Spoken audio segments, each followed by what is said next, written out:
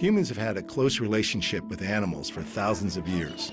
Scientists agree the domestic dog has been a trusted pet for around 15,000 years. And cats became part of the household from 10,000 years ago.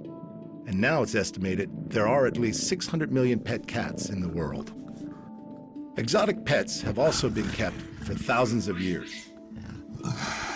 It's well documented that the Egyptians kept baboons as pets, and exotic animals kept in the home feature in many ancient texts. In modern times, the keeping of exotic pets has increased. A staggering statistic is that there are more tigers in the US alone than there are in the wild.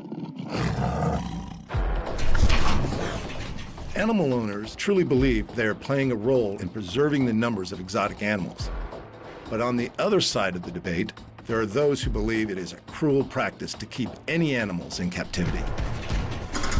This series explores the issues from both sides, from those who know the dangers, but see the benefits, to others who condemn the keeping of exotic pets. Their stories follow. Mark Colhorst knows his animals. Owner of the traveling zoo, Mark's Ark, and with over 40 species living on his property, he really is a modern-day Noah. From horses to ducks, rabbits to frogs, Mark is an expert on all things cute and cuddly.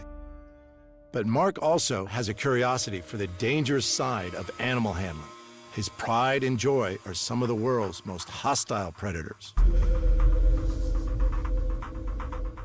I'm gonna be getting out Ivy. Ivy is the larger of my two alligators. Really, quite honestly, not knowing what her type of temperament is, and she's quite different than any others that I've ever had. She is not friendly. This is not a normal pet. You guys might want to stand back because she's going to get an avalanche of water. And the way she's presenting right here, she can take a hold of this and bust it easily. I go through a lot of these. You might ask why I do this. And when she is taped, she calms right down. She kind of knows this is a job. What I'm trying to do is get her tail so that I have control. There we go. That's really good. And then I can get her from behind. She is not happy. This is actually easier than it usually goes with her. So once I control her tail and I've got the back of her head, then I can just press her firmly but not harming her down, and then her bite power is very powerful on the way down but not up. Electrical tape only will tape against itself and not on her, so it doesn't pull her skin. She can breathe perfectly fine.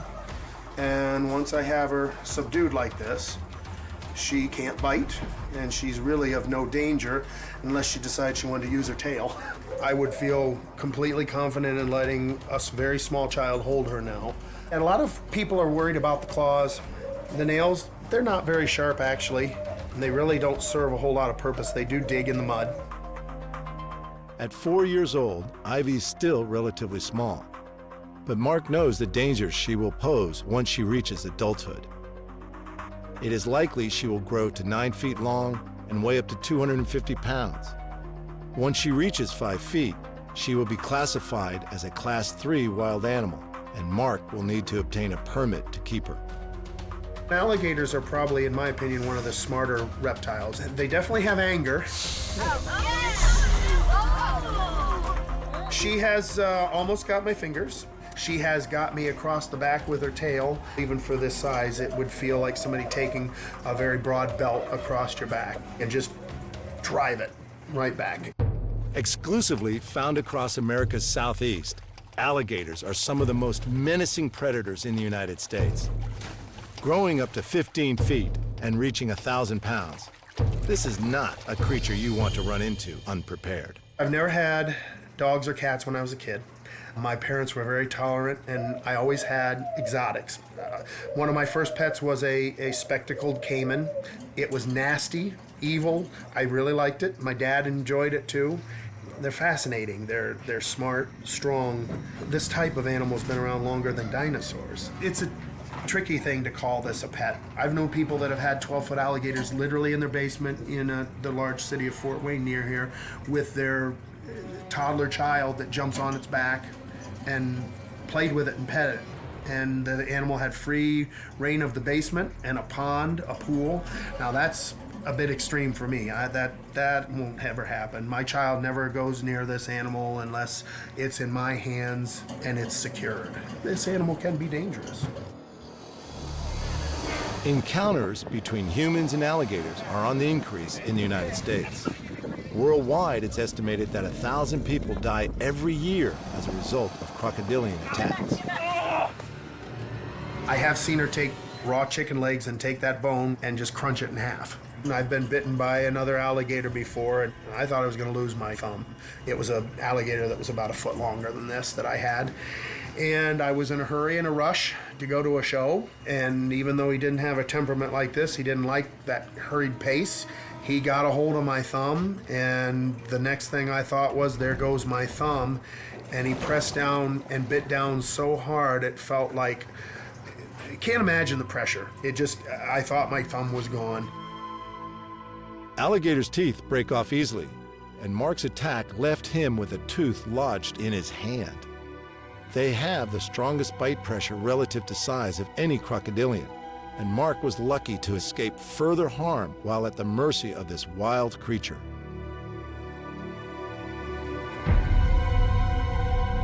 A full-size alligator can break the femur of a cow. It's substantial. It's incredibly strong.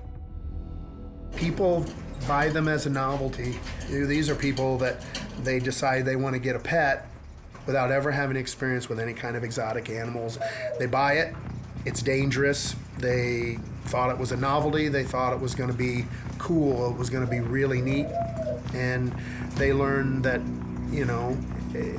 it's not a pet. That being said, I know my animals. I use these animals a lot for 11 years.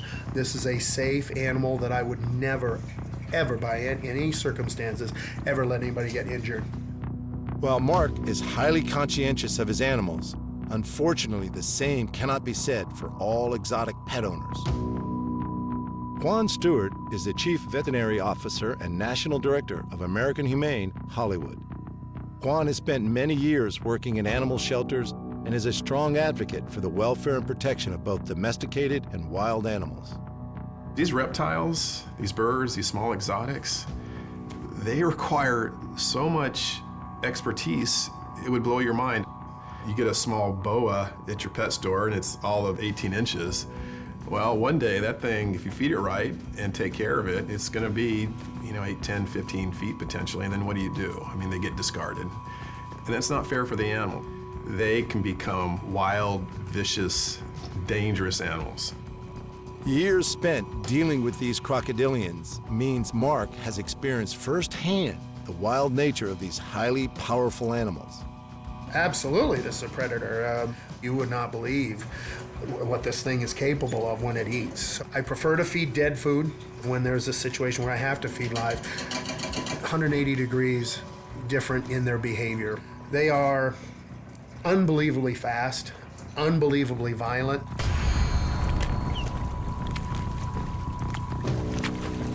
When you hear them, killing their prey, and you hear the bones crunch, there's no doubt about it.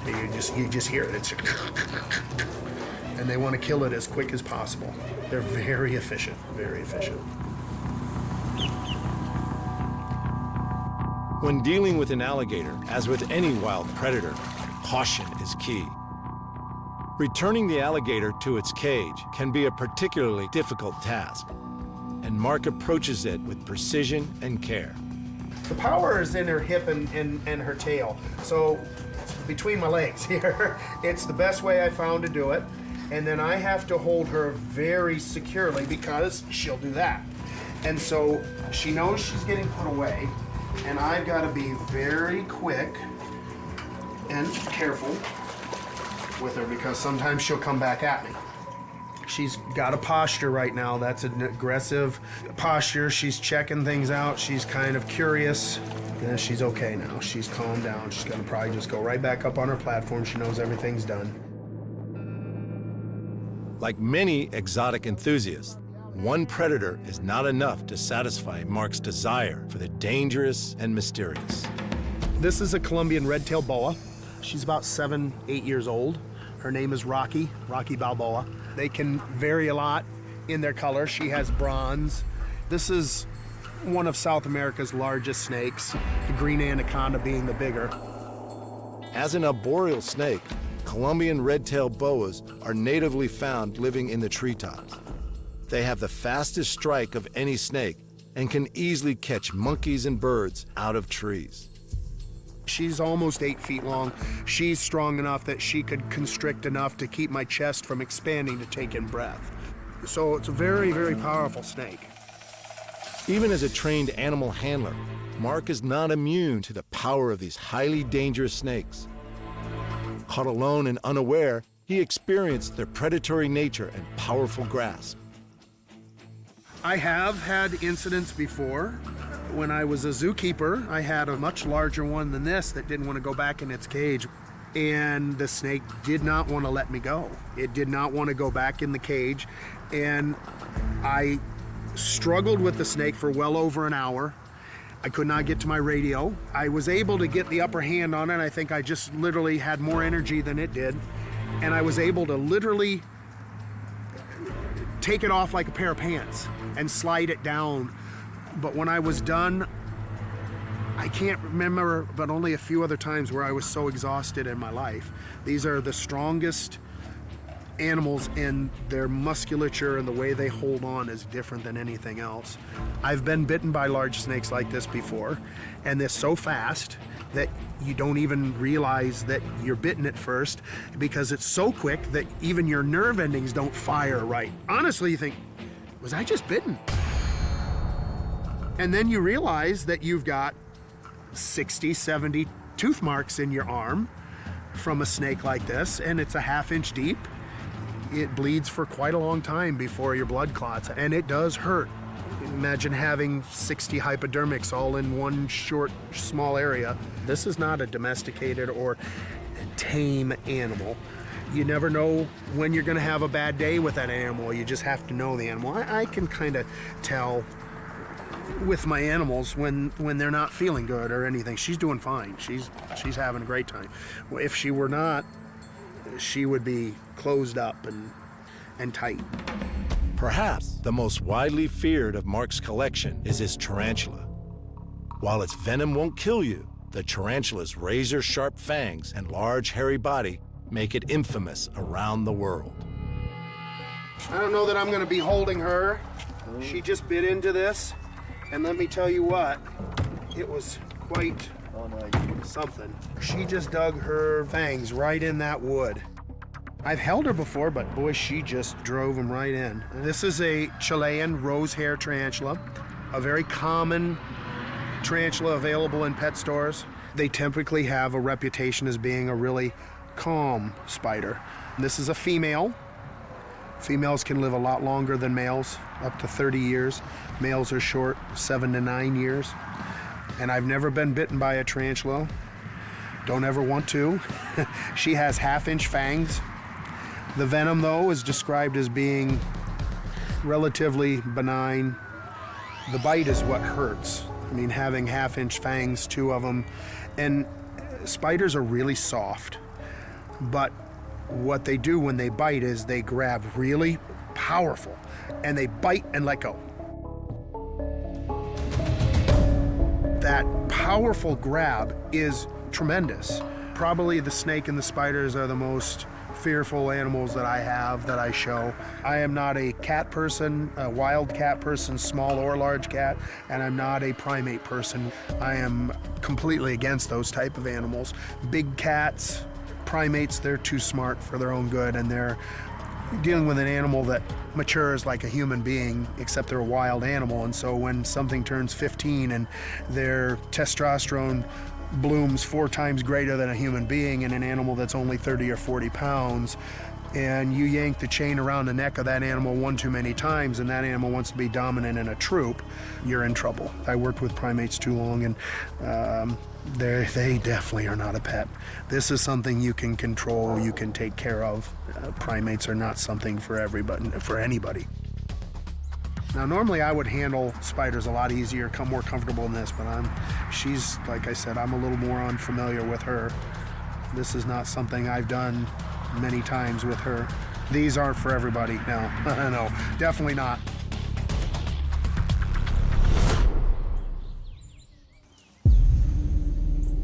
I can go in the cage with all the animals out here. The question is, can I come back out of the cage?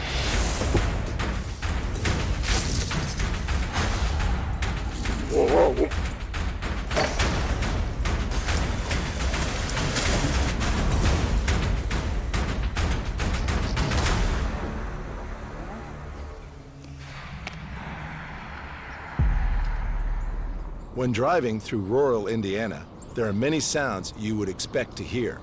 What may surprise you is the roar of a mighty tiger.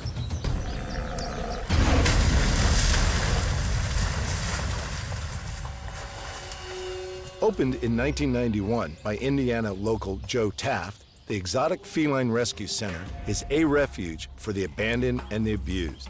Home to over 200 exotic cats across 9 different species. Joe's long-held interest in exotic cats began in his youth. I started with cats in the mid-'60s. I bought an ocelot as a pet for absolutely no good reason. After the ocelot, I had a leopard that I lived with for 19 years, and I lived with her. I mean, she was a pet.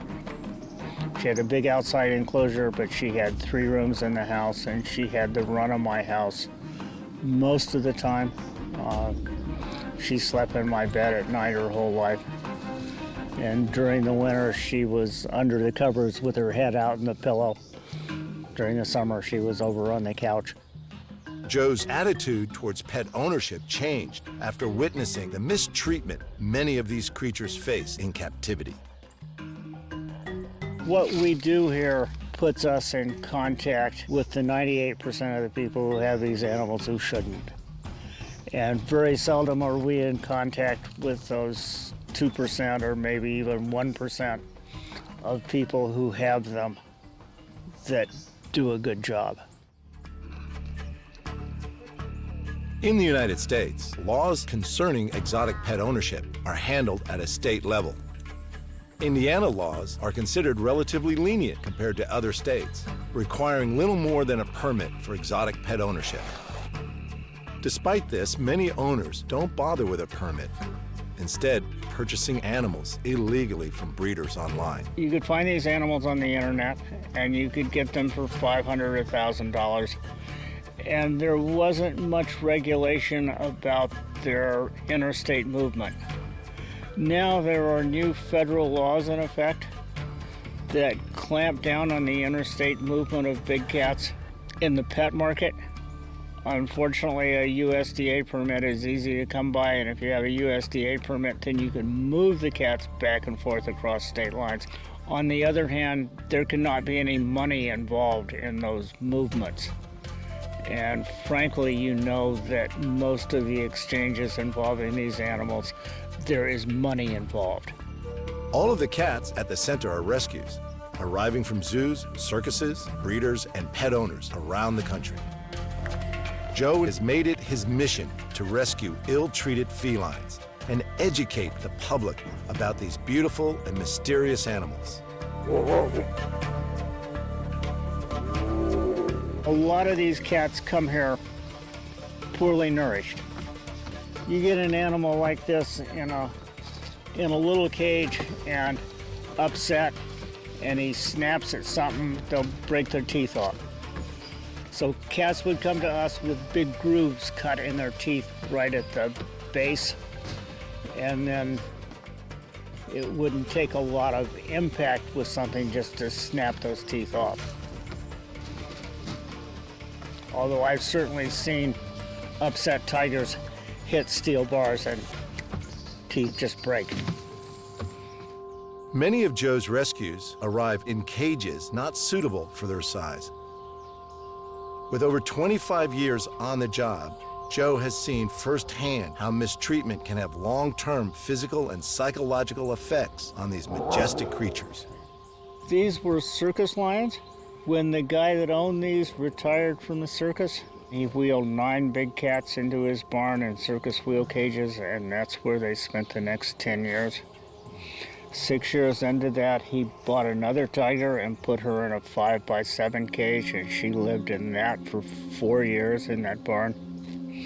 Finally, the USDA decided that it was time to quit patting this guy in the head, and they called me one morning and said, "We have 10 big cats up here. We want you to take 8 of them and crate the other 2 for another facility." We did it the next day in a blizzard, 2.5 feet of snow. These guys could barely walk when they got here. They were here for a month before they first tried to run, and then they just fell over. The guy that had these lions certainly didn't give a damn about them. But they're doing much better now. It's no fault of Joe's that some of his animals arrive displaying the physical scars of previous neglect. Zozo.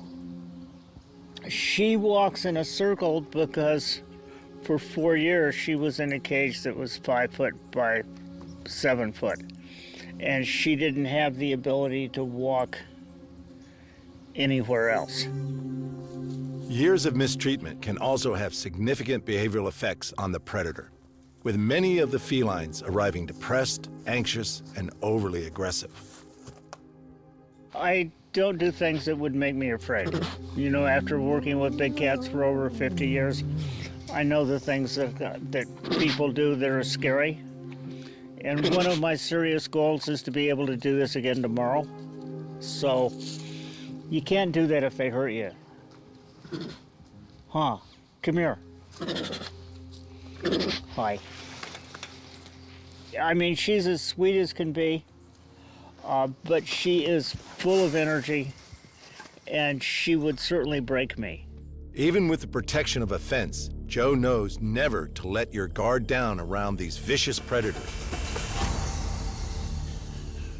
especially when they're hungry. The oldest tiger that's ever been here was 26 when she died. And sometimes we blame that on what she ate before she came here, which was a 17-year-old girl. Court documents described the tigers as, quote, extraordinarily hungry, unquote. We didn't get them for 2 years after the incident, and they were still extraordinarily hungry.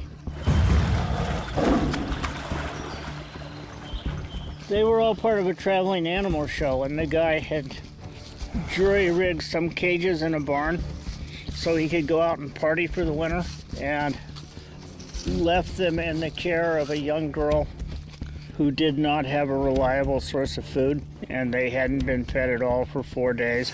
And she went in the barn and took her teenage friend in with her. But the court transcripts say that the keeper girl, who didn't have the experience to be a keeper to begin with, went up to the cage where these hungry tigers were with a hose to give them water, turned her back to talk to her friend, and you saw what happened when I turned my back on. Only these guys were hungry.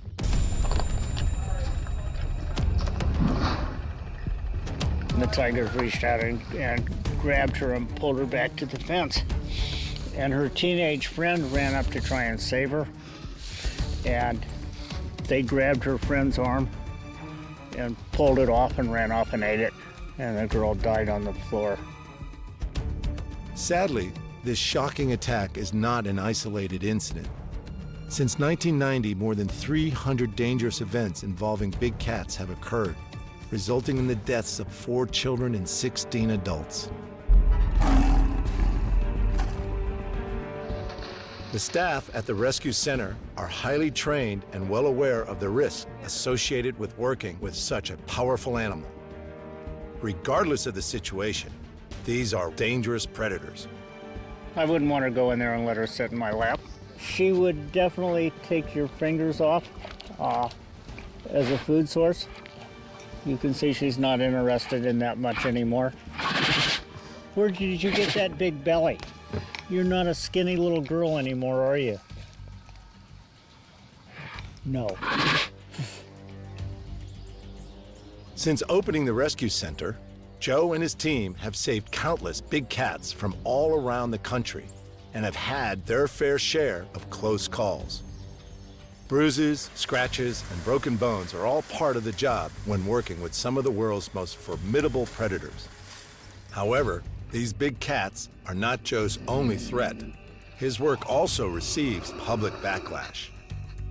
This tiger is one of 4 tigers that we took out of downtown Gary, Indiana.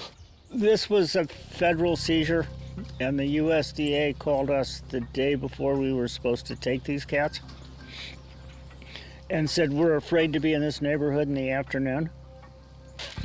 Why don't you come up and spend the night in a neighboring town, and we'll go in first thing in the morning and take them. Well, the state police showed up at 8 o'clock in the morning, and they put yellow crime scene tape around the place. We got there 10 minutes later, and there were probably 100 people on the streets ready to throw beer bottles at us. So it was an interesting morning. He had 3 of them in the back room of his tattoo parlor, and this one was out in the parking lot behind the tattoo parlor.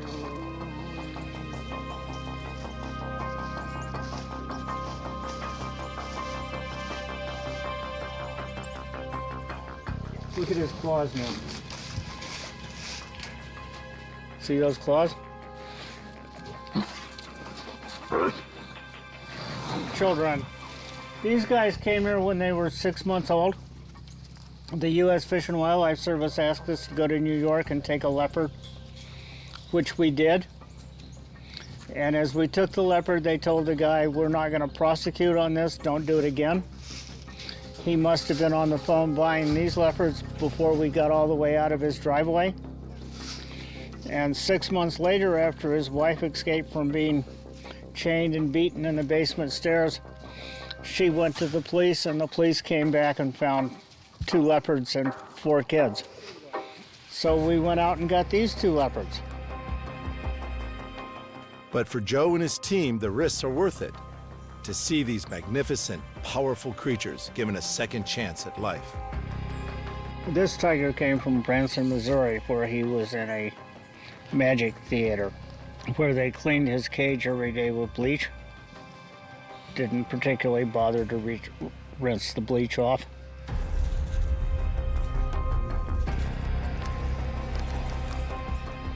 In many cases, the effects of long-term neglect continue to manifest themselves even years later.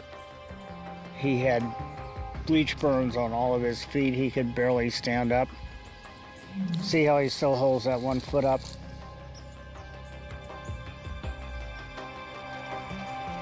Sebastian the tiger also arrived in a poor condition. A detached retina meant he was in constant pain and in need of an urgent operation. He is just one of 25 of Joe's rescued tigers that have required surgery on their eyes. While Joe dedicates his time and money to providing medical attention to those animals who need it, fortunately, not all of them arrive badly neglected. One of Joe's charges still has a special place in the heart of one Ohio State trooper and his wife. She came from an Ohio State trooper who had encountered her as a sick and injured cub. And then he took her home, and he and his wife nursed this animal back to health and kept her for 9 years. Ohio was one of the states that had no regulations about the keeping of wild animals.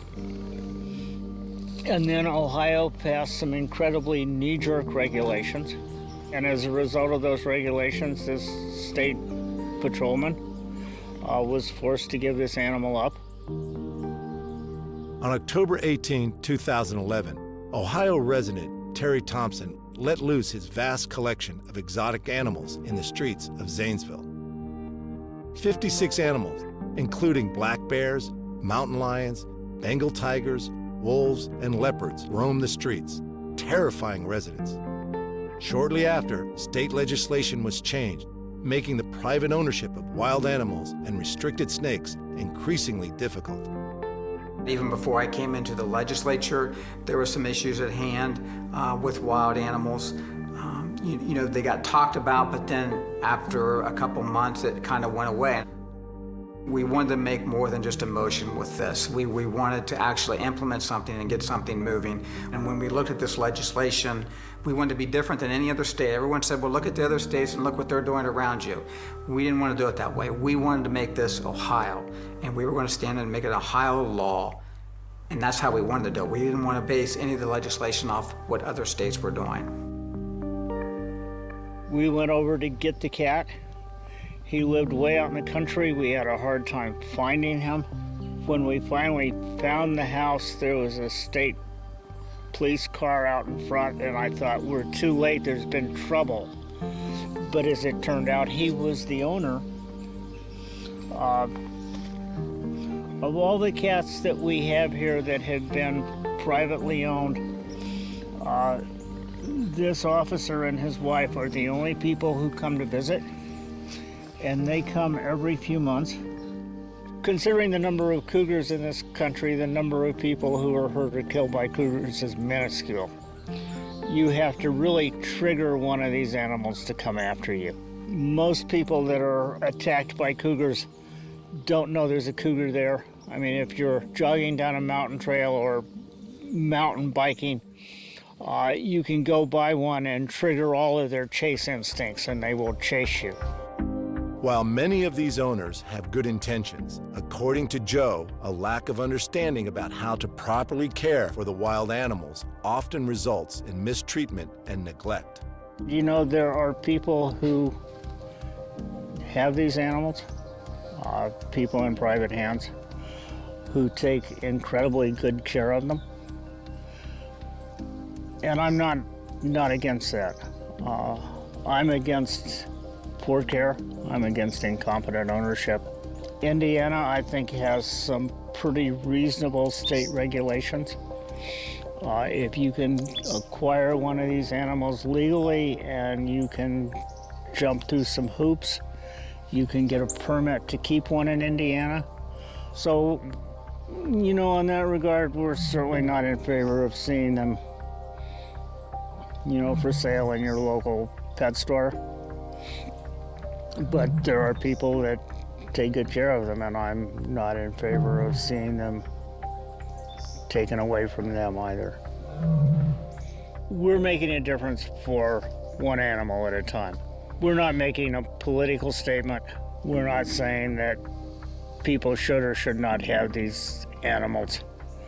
We're saying that this is an animal who is in trouble. This is an animal that has been mistreated. This is an animal whose life is endangered. And we will step forward and do what we can do to save that animal. You know, we will go wherever they are to get them. We will bring them back here. We will make whatever medical technology is at our disposal available to them, and we will see that they have a safe place to stay for the rest of their life. You will get hurt.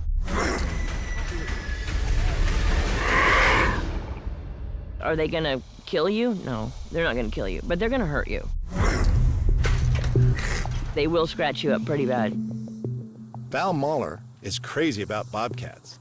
Since opening the National Bobcat Rescue and Research Center in 2008, her life has been devoted to protecting and studying the often misunderstood predator. I've worked in the animal business my entire life. I've been a wildlife biologist, moved out here to do something completely different, and fell into bobcats because that was what was booming at the time that there was no one else out here. I have not met a more intelligent, compassionate, emotional animal in my entire life.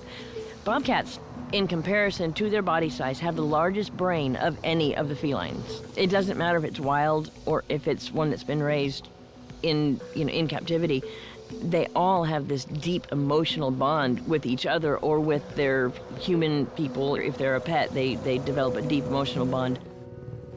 Val's bobcats have developed this bond and show their affection by rubbing their glands on her and marking their scent. Oh, you're gonna squish me. You're gonna squish me. Headbutting and mouth-to-mouth contact are also believed to be the ultimate displays of affection. You're fat. You're fat boy. No. Normally the difference in the marking and the affection, she will rub her head up against like this. This is more of affection, and then she'll lick my nose a lot and hold it with her teeth. Oh, no. Oh, no. That's Dalton. That's Dalton, isn't it? Oh, I know. Oh, I know. I know.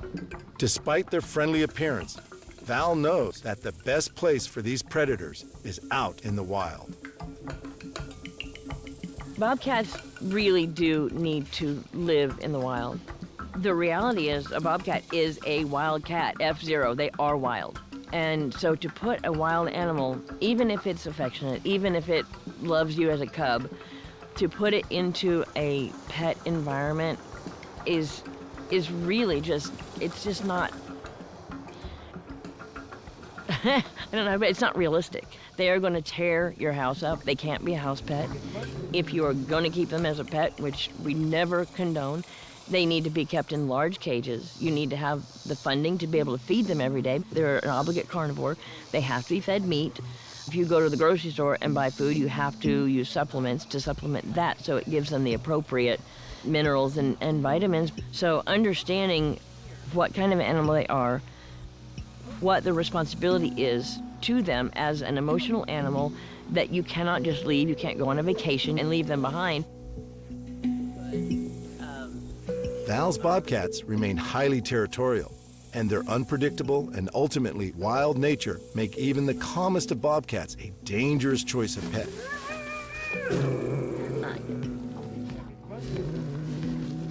Bobcats can be territorial. They can become food aggressive. When they have food that they want, that they think you might get from them, or when they have your phone or your keys and you want them, they're gonna hurt you. They can certainly, they have the ability to hurt.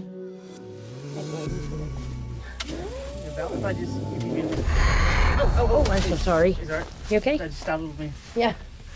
Even our camera crew fell prey to these wild animals' advances. If you're down at the same level with them, or if they're up at eye level on a fence, the first thing they're going to do is jump at you, and they will pat you really quickly with their feet. They just go pop, pop, pop, pop, pop, pop, and your face will bleed a lot. So it's a warning. If you cross that line a second time, then that's when they use teeth, and teeth is where that begins to get more dangerous. Oh, it's my nose. In my nose, I love them. Bobcats have been known to attack household pets, including rabbits, cats, and dogs. You're a great hairdresser.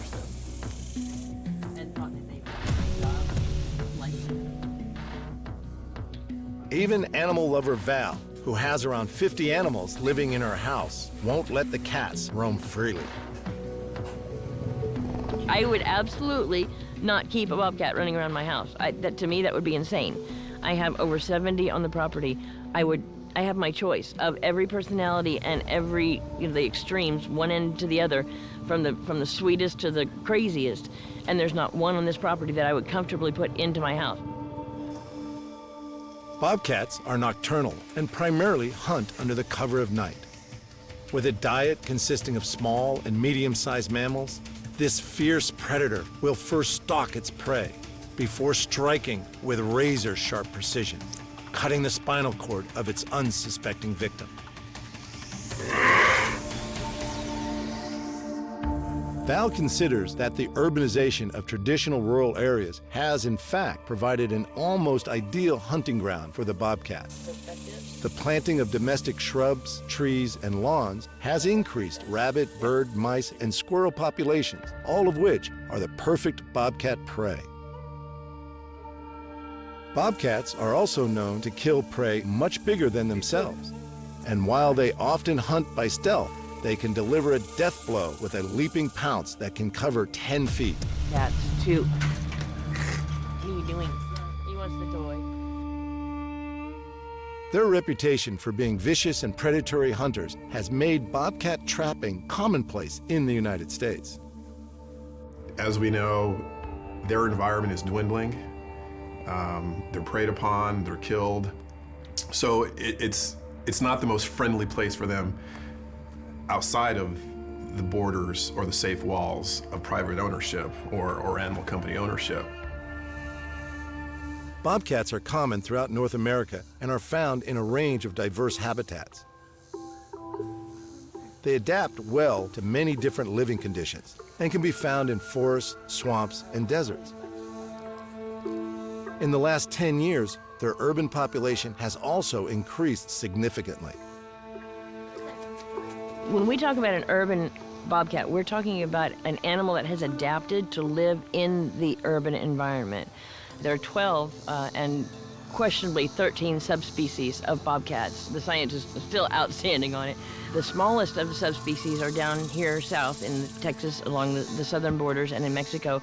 And as you go north, they get larger. We have been doing the science on bobcats here for 20 years. We have learned more about them in the past 20 years, probably than anybody has ever known about them. A lot of interesting things going on, particularly, again, with the urban bobcats, because they're almost a new species. They're a completely different animal than the rural bobcats. I can't stand it. They smell like other cats. I know.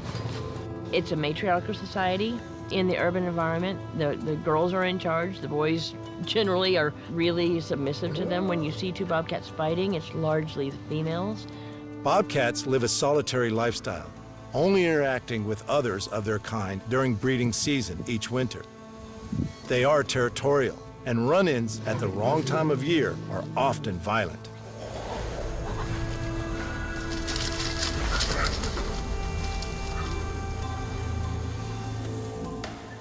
Even bobcats that have become pets remain stealthy hunters and premeditate every move they make.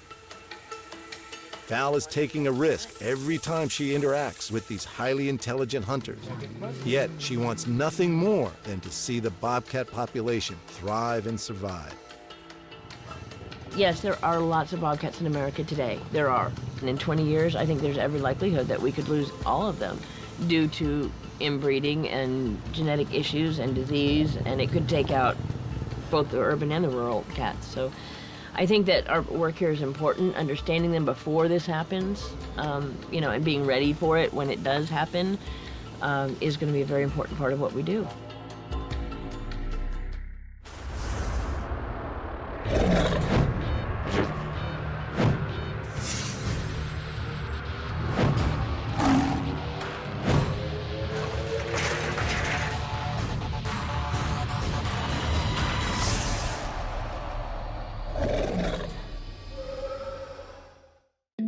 Humans have had a close relationship with animals for thousands of years. Scientists agree the domestic dog has been a trusted pet for around 15,000 years, and cats became part of the household from 10,000 years ago. And now it's estimated there are at least 600 million pet cats in the world.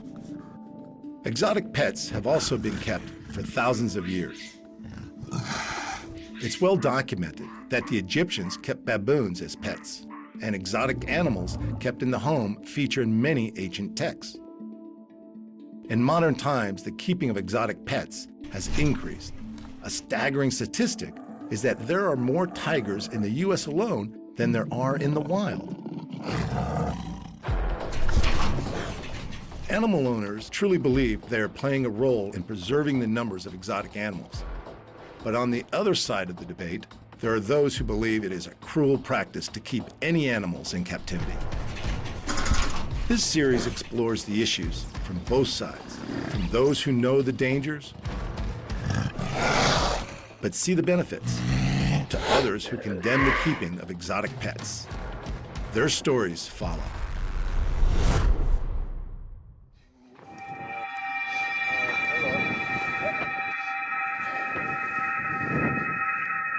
You can go take him over to the log there, Chris.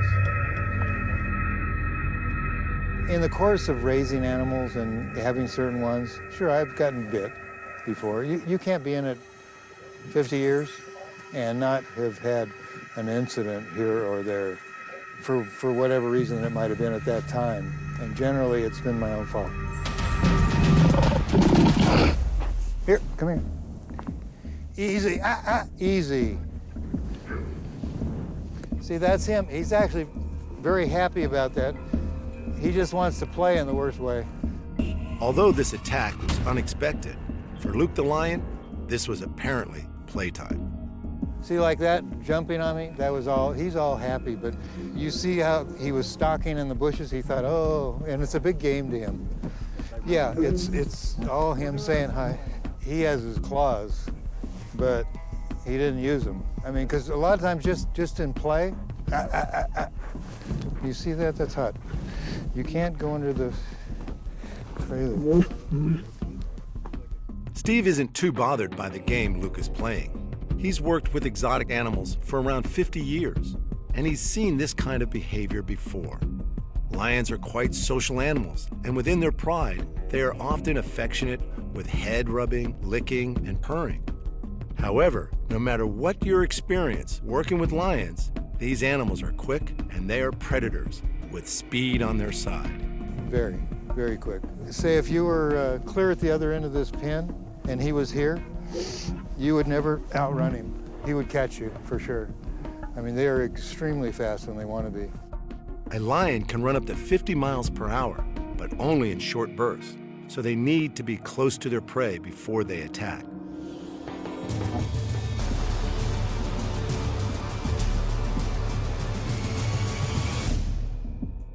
But generally, lions are a sleepy bunch, and they like to lay around with their pride for around 18 hours a day. They look at us as the dominant member of whatever species. We're talking about lions, so it's lions. They want to do what they do to their fellow lions.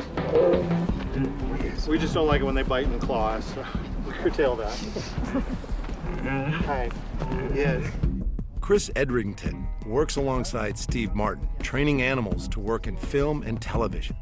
This is a job that requires incredible skill, knowing what makes these beasts tick. He's like a teenage boy. They stretch the limit sometimes. It's the energy you see is a lot of that. By the time they're 5 or 6, they're much more mellow. They might be more mellow as they get older, but getting up close to a lion isn't for the inexperienced. If you didn't know what you were doing, it could be very dangerous. I mean, because you got to watch that. He'll jump up and grab it. Oh, he's watching the rabbit in the sky. Oh no, he eventually would jump at it and go crunch, crunch. The boom is a great game for Luke. Luke is an experienced animal actor, so the boom is a familiar sight. But Steve knows he needs to keep the boom well away from Luke's reach. This is all part of professional animal training, and Steve Martin is one of the best trainers in the business. See, we teach them a mark. It gives them a place to go to. Like if the director said, we need him to come out from behind the bush and come stop there and then run off, we teach them a mark so we can call him to an exact spot. And I tell him, all right, and then Chris would call him off.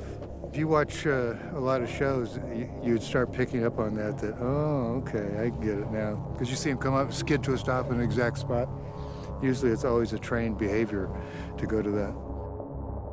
When it comes to training, it's all about repetition. If you want to train a lion to perform on cue, it needs to be second nature for them. As they get older and as they learn stuff, no, go on. He wants to rub on me and say hi. As they get older and they learn stuff, they learn how to learn. And where that might have taken us 20 or 30 times of doing it before he goes, I got what you want now. You notice how he went out and got on it right away? After a while, you get on set and they go, can he do this or that? And I say, well, he doesn't really know us. Give us a few minutes. And usually we can get him to do it. Lions have been used in the film industry for many years, from Leo, the MGM lion, and the black and white era, to a wide variety of blockbusters still being made When the today. lion forgot his lions. Maybe he was tired of retakes, but he suddenly turned on Bickford and gave him a bad mauling. To Bickford, however, it was all in a day's work. Lions have long been associated as the fierce aggressor in popular culture. But there's also a softer, more endearing side, as well as being the star of slapstick comedy. In the business we're in, we don't say they're pets, they're working creatures, even though we have a very strong attachment with them and them with us. Usually we always try to get an animal and hand raise it, because it's not like getting an animal, oh, this one's no good, we'll get rid of him, get another one, yeah, get rid of him. Usually when they come to us, they're here to stay. I mean, we do this as a business, and also, you know, I've been in it, I hate to even admit, since 1967. So I've been in it a lot of years, and you know, we like our animals. We spend a tremendous amount of time. These guys are here every day, 7 days a week, and I have other trainers too that are very dedicated to all of them. So you build up really strong bonds and relationships with these guys, as you can see. Luke was donated to Steve as a baby from a park in South Carolina. So this young cub has grown up with Steve by his side. This relationship makes it hard to believe that in the wild, a lion can be so dangerous. Oh yeah, he'll be a real good animal. He's, you know, like you can see how excited he is all the time. As he gets older, hopefully the excitedness will settle down a little bit, because I've been gone for 3 weeks, so this is pretty normal for him to constantly want to greet you. Oh, I know, it's okay, just relax. No, wait. The relationship between Steve and Luke, like all Steve's animals, is one of great respect. But for Steve, he prides himself on being able to create such a wonderful bond with his movie stars. I'm relaxed, but I'm also aware of what's going on. I mean, there's a lot of people that really think they know what they're doing and don't. I mean, unfortunately, a lot of the private sector that do have animals, you know, they get these animals and they raise them as babies, and they're real rambunctious, and they think because my little girl was around it when it was this size, that she can be around it, my daughter, my son, or whatever, when they're full size. It's a whole different mentality. Animals, like humans, grow through varying stages of maturity. Playful when young, but when the predator instinct kicks in, these trainers need to be on their game.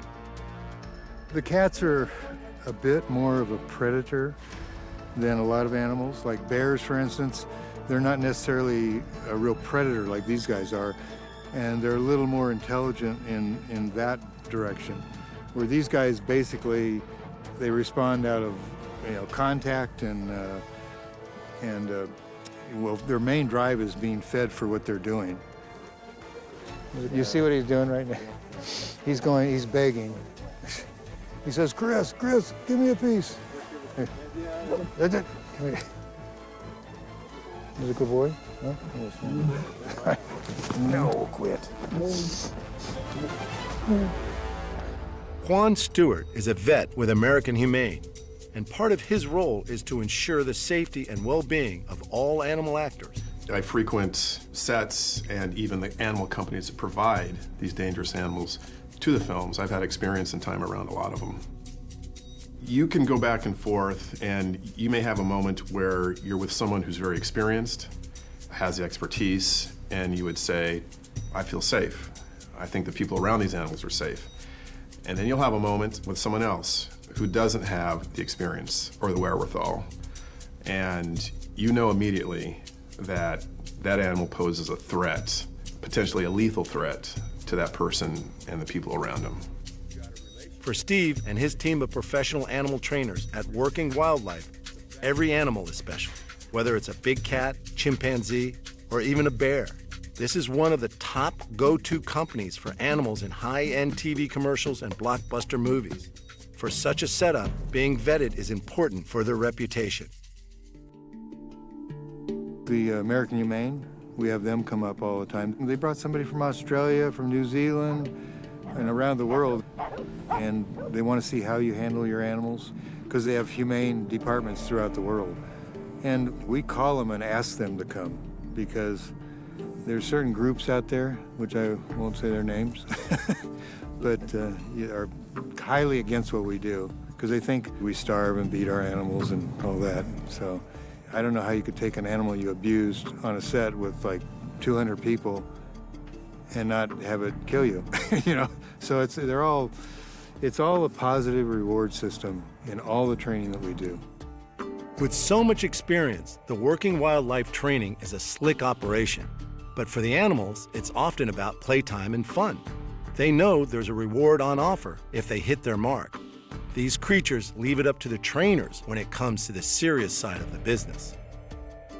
When we're on set, we usually are pretty strict. Like I always take 3 people.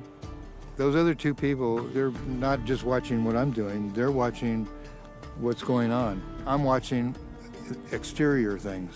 And sometimes I'll see somebody, like with these guys here, if you had somebody, one person, you got 50 people here and one person out over there like peeking behind a tree or something, they pick up on that right now. And right away you'll see them like this, uh-oh. I said, who's, and you can see them out there.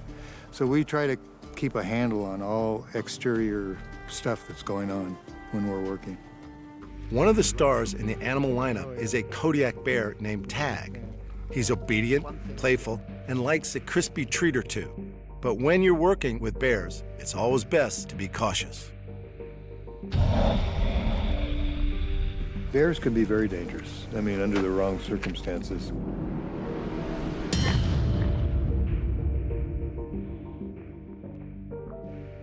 Even though he's real nice, he's very good about things, very forgiving. No matter what, he's still a bear. You know, and you always have to take that into respect. You do the wrong thing and at the right time, and you could set them off for one reason or another. So we're very careful about what we do and how we do it, and we've actually had him in houses and various things. But you know, we go and check everything out before we are ever going to do a job in certain situations, and make sure it's safe for him and for the people. Tag is clearly one of Steve's most beloved bears, and he is so switched on that he's worked out it's very much to his advantage to be well behaved in order to get a few extra rewards. He's not real keen on chocolate usually. Look at it. It's good. It's got peanuts in it. I mean, sometimes I offer him like a chocolate bar and he'll put his nose on it. Yeah. Well, bears are very, very smart, and you can teach them a lot of things. One of my favorite is lions. I really like the cats. But these guys they have a different intelligence level compared to a cat. A cat's more primitive, where these guys the primitiveness isn't as strong in them as it is in the cats. So they're a little smarter. I think they definitely think about if they didn't like somebody, it's always back there in the back of their mind, you know, and if the opportunity arose, they could probably take advantage of it. But you have to be careful because they do have their claws. You know, none of these animals, as you can see, are declawed. Tag is so popular, he even travels overseas to take a starring role in the movies. He's very socialized with people. I mean, actually, we can work in close proximity. Like the thing we just did in South Africa is with Johnny Knox and him, and we taught him to drink beer. I mean, it wasn't beer. It was we put Dr. Pepper in a beer can. But the two of them are sitting down drinking together, and they high-five each other with their beer. We had 2 days prep down there and did all the sequences they wanted. So he's a very adaptable bear because he's had so much exposure that when he goes to a new place, he knows it's a game. Oh, yes, I know. Here's your animal cracker. Come on. You're too lazy to get up and get it, though, huh? Bears have different appetites depending upon the time of year. In spring through to summer, they'll eat 3 to 5 gallon buckets of food a day. But in the cooler months, it's about a half a bucket. Well, their whole system slows down this time of year. You're a lazy worker right now, aren't you? It seems Steve has Tag well trained. However, these animals all have predator instincts that should never be disregarded. But with safe practice in mind, the working relationship between animal and trainer can be full of rewards. You can see in this guy, he picks up on things real quick. So, you know, at first when we start teaching him, like I said before, it's a slower process, but as they learn how to learn, they kind of, like these bears, they'll just kind of look at you like, oh, okay. And so they pick it up real fast. Shake it, shake it, shake it. Good. Good boy. Good boy. The animals are always the #1 priority at working wildlife, and Steve has an incredible setup where the animals only spend a small amount of time in their enclosures. On a property this size, the animals get to roam in dedicated open spaces while they prepare for their next starring role.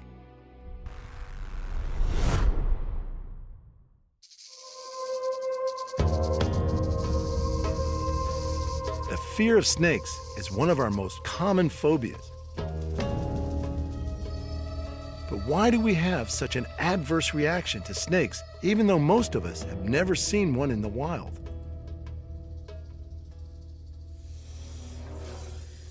Snakes are found on every continent except Antarctica, and there are over 3,600 species slithering across them.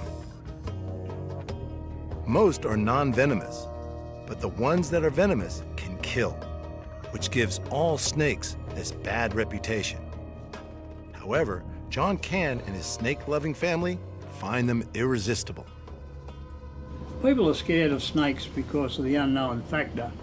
And even when you fully explain it to them, there's no danger if you're careful. They're still got that phobia there, they're concerned. The main thing is you don't try to pick him up, you don't tread near him. A lot of deadly snakes, you can tread near them, they'll escape. A lot of them will put up and have a go at you. They're not aggressive, they're defensive. And their defense is being aggressive. Given the deadly reputation of venomous snakes, why is it that snakes are the most common exotic animals kept in captivity?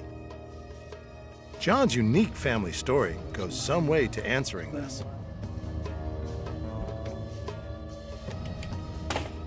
John Cann has been living with snakes all his life. The Cann family has worked with snakes for almost 100 years, and John's father, George, took over the snake show at La Perouse from 1920, which is still operating today at the same site in Sydney, Australia.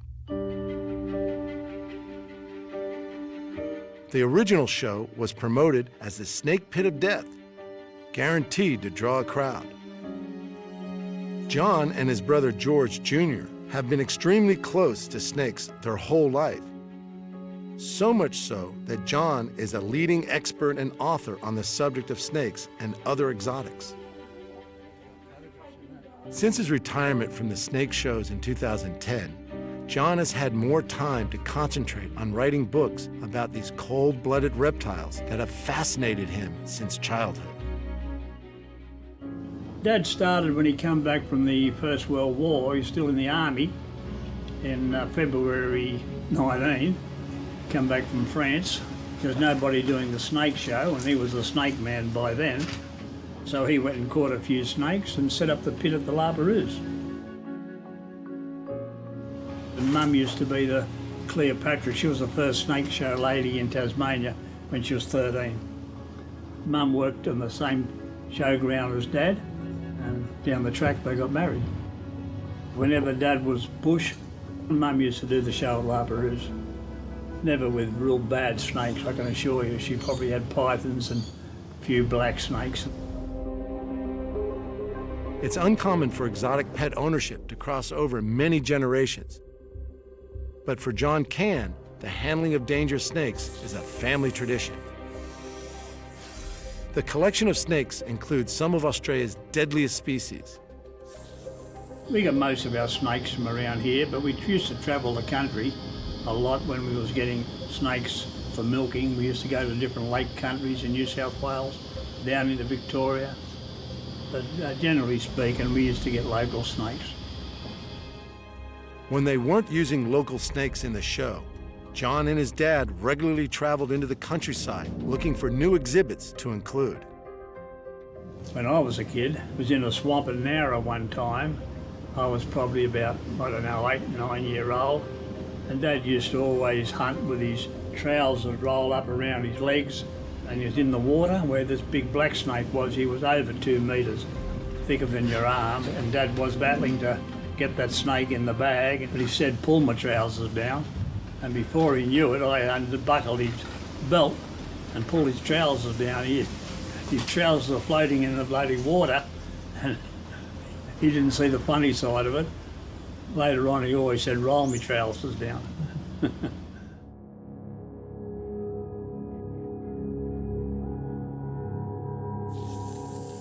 The diamond python has a stunning skin coloration, which makes it an attractive option as a pet. They can often be found in the roof spaces of houses, an unwelcome surprise for unsuspecting homeowners. The keeping of dangerous snakes is a risk, and yet their popularity as pets is growing worldwide. In the wild, snakes avoid humans, whereas in captivity, they spend a lot of time being handled. But are all snakes the same? Is it possible to completely tame a snake?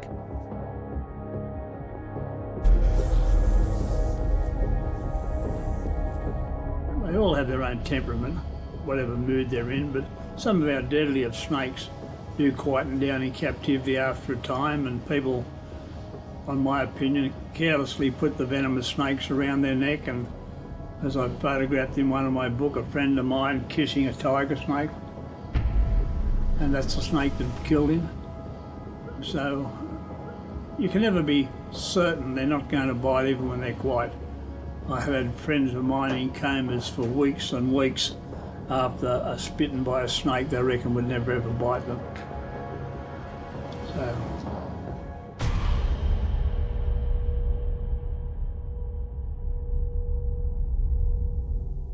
Rob, who is one of the current snake handlers at La Perouse, also works as a professional snake catcher and knows what's required to safely manage these reptiles.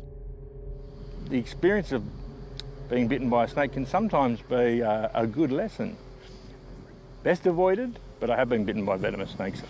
Out of thousands of snake species, that are many of them are harmless, I could have been bitten by many harmless species. But I think what people are trying to ask is, have you been bitten by venomous snakes? And the answer is yes. It'd be sort of weird if you hadn't, in a way, to be so involved with snakes and never actually experienced that part of. And I don't recommend it in any way. Don't go and get yourself bitten by a snake. Our only highly venomous ambush predator is this historical snake. But it's got the worst name of any snake in history. This snake is called the Death Adder. One of the fastest striking snakes in the world. And they are quite venomous if you measure the toxicity of their venom. And the best way I can describe how venomous a death adder is by how many people used to die from its bite. The death rate from death adder bite before the invention of antivenom was apparently 50% fatality rate before the invention of antivenom.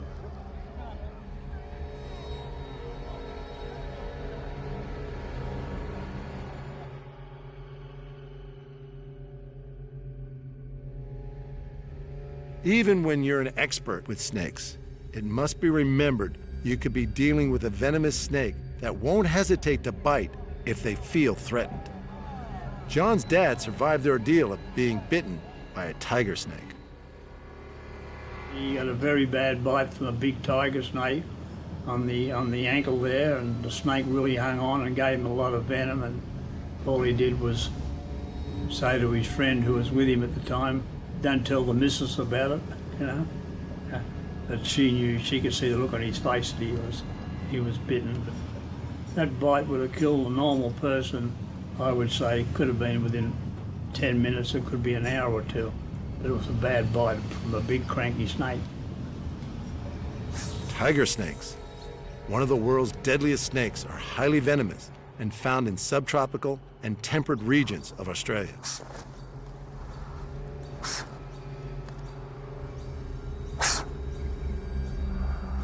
Tiger snakes are dangerous, but people do keep them as pets. They appear intimidating and fearsome, but it is mostly a bluff. Experts will say that you do need a high level of experience in snake handling before you even think about keeping a venomous species. Is a snake recommended as an ideal pet? As with most exotic animals, it requires a special kind of person that's prepared to provide the right environment for them to live in. But unlike a domestic cat or dog, a snake will never come looking for any affection from its human. If you like snakes, that's the only way you can call them a pet, because they'll never get to know you. A lot of people get the impression that snakes do know you. I don't believe it. They'll come to you when you open their cage or their door or whatever. They think you're going to supply them with food. Some snakes will bite you when they're really hungry by mistake, but soon let you go. We're talking about non-venomous snakes. But generally speaking, they make a good pet, you know, as long as you can look after them properly and you've got the right facilities to do so. Yeah, I would definitely say snakes make good pets. Depends on who you are, but they're more catered to somebody who has an interest in natural history. See, a dog or a cat is for people who just need something and it has to do something for them. With a reptile, especially a snake, it's more of an interesting creature from a scientific point of view. They're interesting in their reproductive biology, in their behaviour. They're low maintenance, so they actually make quite good pets. John Cant is a responsible owner with an enormous amount of experience. He has always been around snakes and other exotics, and in some way, this has definitely enhanced his lifestyle. Snakes evoke fear, but for John, they are a constant joy and a pet that in most cases are easily handled. Knowing how to handle a snake properly is important. Allowing them to move freely is recommended, as it will soon let you know if it isn't comfortable. You never restrict their movement. If I stopped him from moving, he would get cranky about it, maybe not bite me. If I held it long enough, he probably might. I don't know, I'm not going to try it out. But irrespective of that, you never restrict a snake from moving unless it's a venomous snake and you got him by the tail and you're trying to keep his head away from you. You hold them by the body.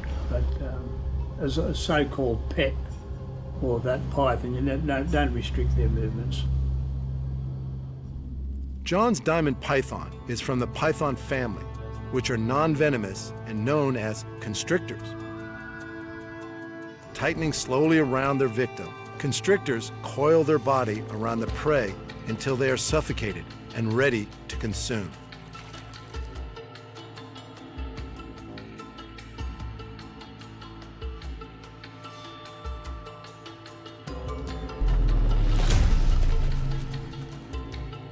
Pythons can swallow prey bigger than the diameter of their own heads, which broadens the possibilities of a hearty meal.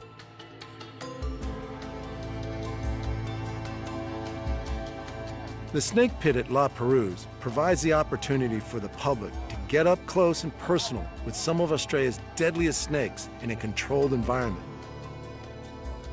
Rob recalls the impact his snakes have on the public that come to see the shows.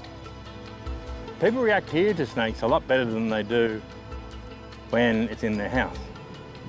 A snake in a snake show is always, people react to it much better because it's in a controlled situation and there's a snake handler there.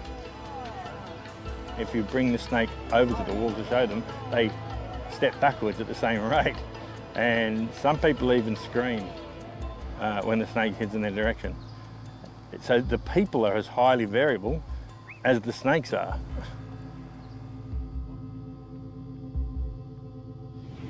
Well, they're all very curious. I often used to get the impression at times that people were a bit disappointed you never got bitten, which is probably could have been true. I'd like to think I was wrong, but they're interested on the educational aspect of it. The shows at La Perouse have been entertaining people for generations. These days, the shows educate people about some of Australia's deadliest snakes that are kept safely tucked away in bags at the snake pit, waiting for their turn to draw gas from the spectators. As each snake is displayed, Rob explains the characteristics of the species and exposes some common misconceptions about snakes. Safety is always top of mind when working with these reptiles, and even though he knows their behaviors well, there is always the slim chance he could get bitten. They have to be respected at all times. But as far as John is concerned, a lifetime's fascination with snakes proves that even this misunderstood and often feared predator can become a unique part of the family. Just don't expect them to fetch a ball.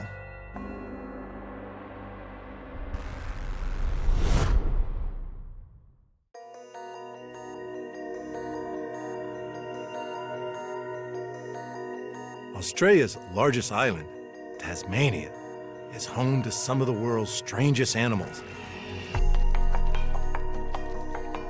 And sadly, it's best known for the demise of the most well-known marsupial, the Tasmanian tiger.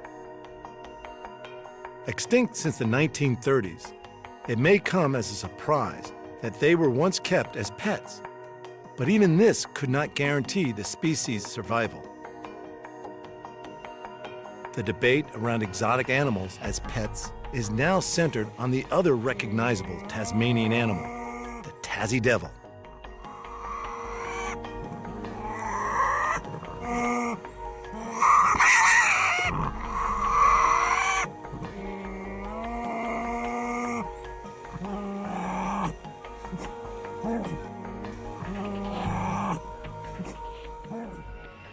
The keeping of native animals in Australia is a hot topic, but maybe the best opinion on this comes from someone who works with the devils every day.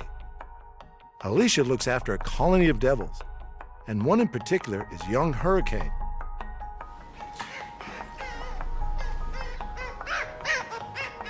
This here is baby Hurricane. He is a Tasmanian Devil. He's approximately 5 months old, we believe. So he is being hand-raised by me at the moment. So he comes to work with me every single day, and then when I go home at night, he comes with me as well. He's being bottle fed around 5 to 6 times a day, every 4 to 5 hours. So he needs constant care, constant warmth. He's got a little hutch that he lives in when he's at home with me, which has a heat pad and lots of blankets and soft toys and things in there for him as well. Hurricane is cute, but Alicia does know that his bite is as bad as his squeal. Tasmanian Devils actually have the strongest jaw of any animal relative to their size.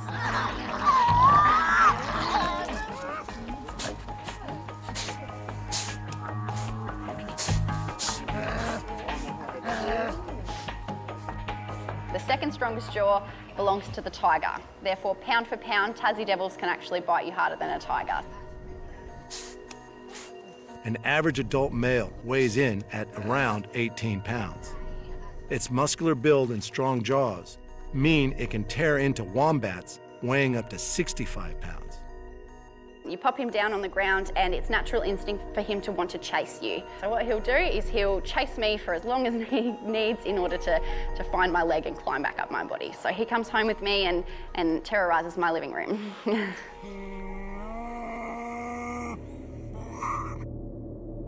He likes to intimidate you, so that's Tasmanian Devil's game, basically. They like to open their mouth wide and show you their big teeth. They like to make really terrifying noises in front of your face.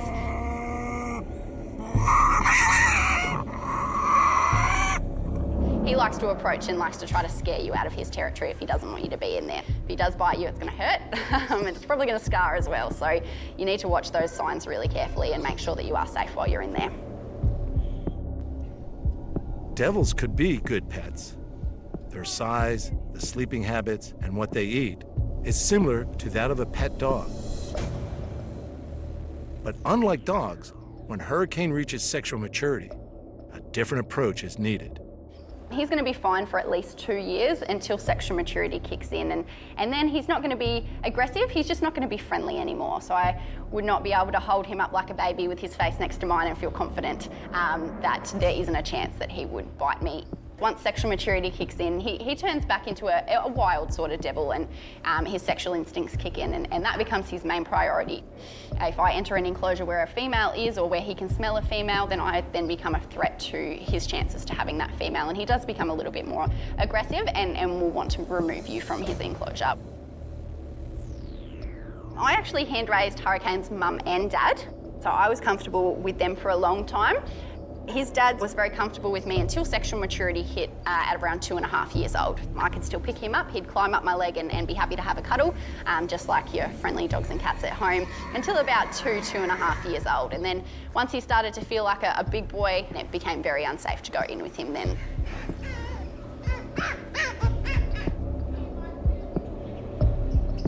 So that's his natural instinct. He wants to grab on. I have a little bit of arm in there, so it's pretty painful. It's like a vice-like grip at the moment. He doesn't want mum to leave him behind in the wild, so he needs to latch on with all his might. Obviously, if another animal wants to come by and eat him, they're going to want to pull as hard as they can to get him off mum's back. So once he latches onto something, there's a vice-like grip there. So if he gets my finger or if he gets my arm, just got to leave it there until he's done, basically.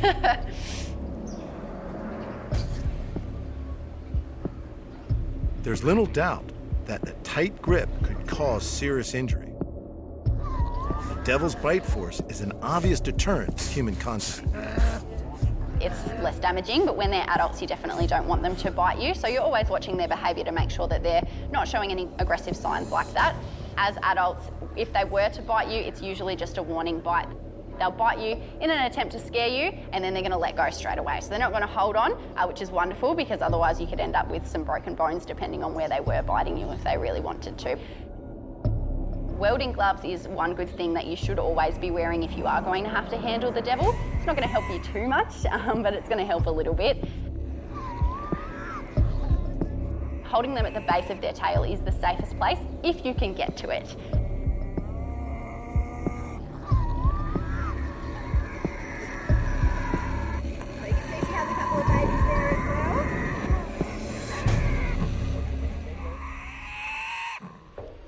Although it's illegal to own any endangered native Australian animals, it's more the Tasmanian Devil's temperament that protects it from private animal ownership. Usually people do try to push the boundaries with things like that. Probably people are a little bit too scared with Tasmanian Devils. Tasmanian Devils tend to have a really bad name. They'll stand in front of you, they'll open their mouth really wide, and they want to try to intimidate you.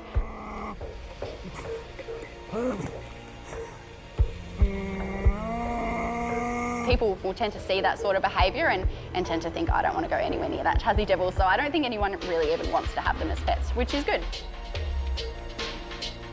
Sure, yeah, so Tasmanian Devils, of course, you cannot have them as a pet. You can't have any native wildlife as a pet.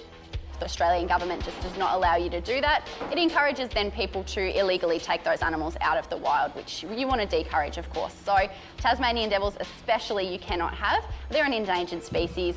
They're quite a tricky species to look after, and they're dangerous as well. So if you don't know what you're doing, if you don't know those warning signs as they get older, a lot of damage can be done to yourself, younger children, other animals and things like that as well. Some believe that devils could be taught not to be so aggressive and be as calm and domesticated as a family pet. Twinkle was one such pet. She lived with her owner, Mike Jago, for many years. Her behavior was perfect, up until just after her first birthday. Mike came home one day to find Twinkle had destroyed his leather lounge.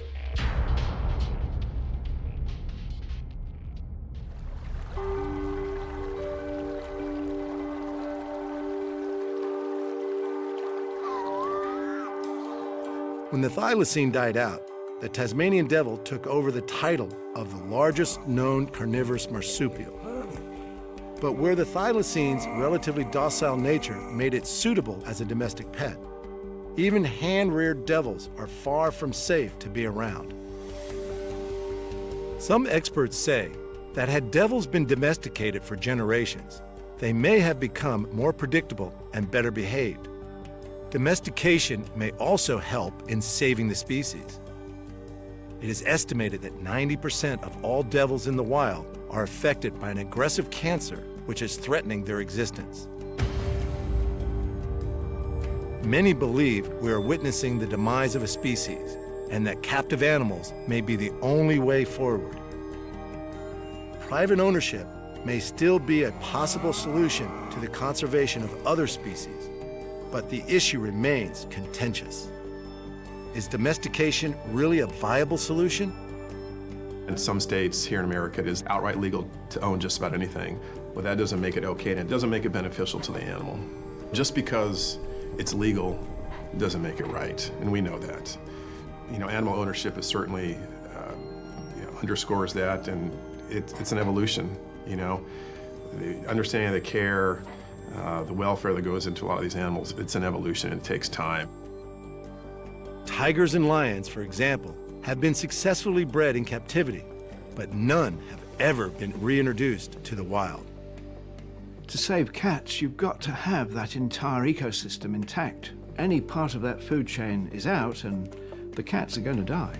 So keeping animals in their own habitat is by far the best way. Alicia and Hurricane have formed a bond that may just be a positive sign for this much maligned species. I'm mum to him now, yep. So he knows my scent. He's pretty happy to be hand raised by me. If somebody else has to give him a bottle for any reason, just for one of those times, he tends to be a little bit more frustrating because it's different smells to him. Obviously everyone has a little bit of a different technique as well. So he prefers consistency. He likes to be hand raised by only one person. It does work best for him in order for him to grow and develop as he's supposed to. I feel like I'm really, really lucky. Tasmanian devils are obviously an endangered species, so being able to work so closely with a species that's so special and so unique is really awesome. And also working with them, you know, you're actually doing something to help them in the wild as well. So I also help run the Devils in Danger Foundation. So Hurricane will be an ambassador species for that foundation, encourage people to fall in love with him and Tasmanian devils in general, which is going to, of course, encourage people to want to donate and to want to help save them in the wild. It's really, really important to let people see them and gain such an appreciation for a really special species that people tend to overlook a lot of the time.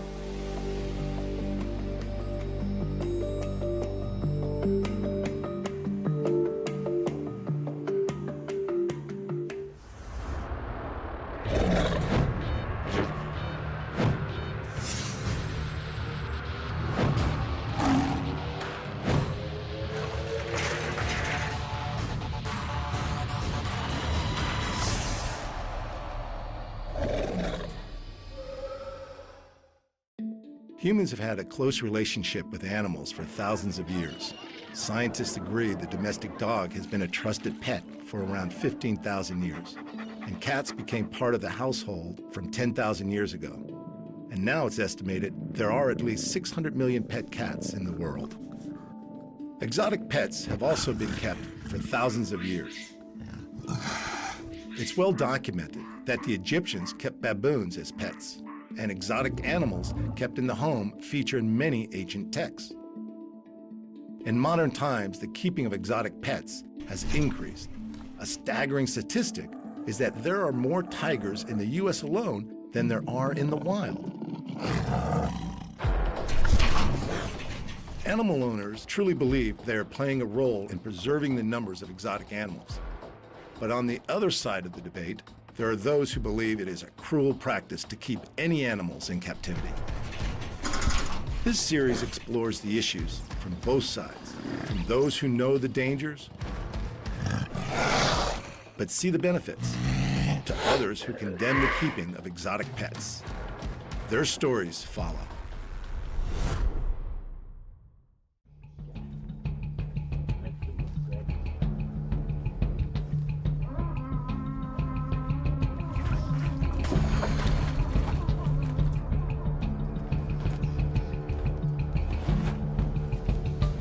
His mum actually has put me in hospital for 24 hours, where she bit me when I was feeding her and damaged a tendon.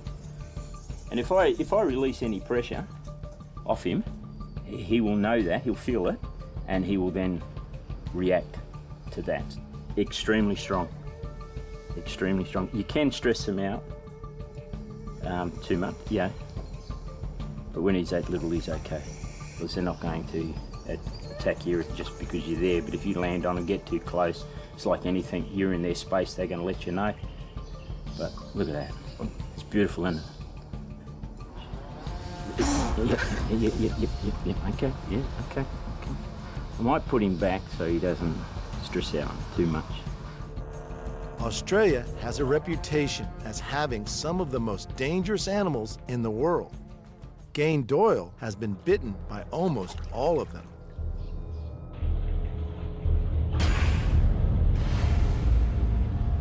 I'm not pulling out the other olive though, because then we'd have a lot more blood shots.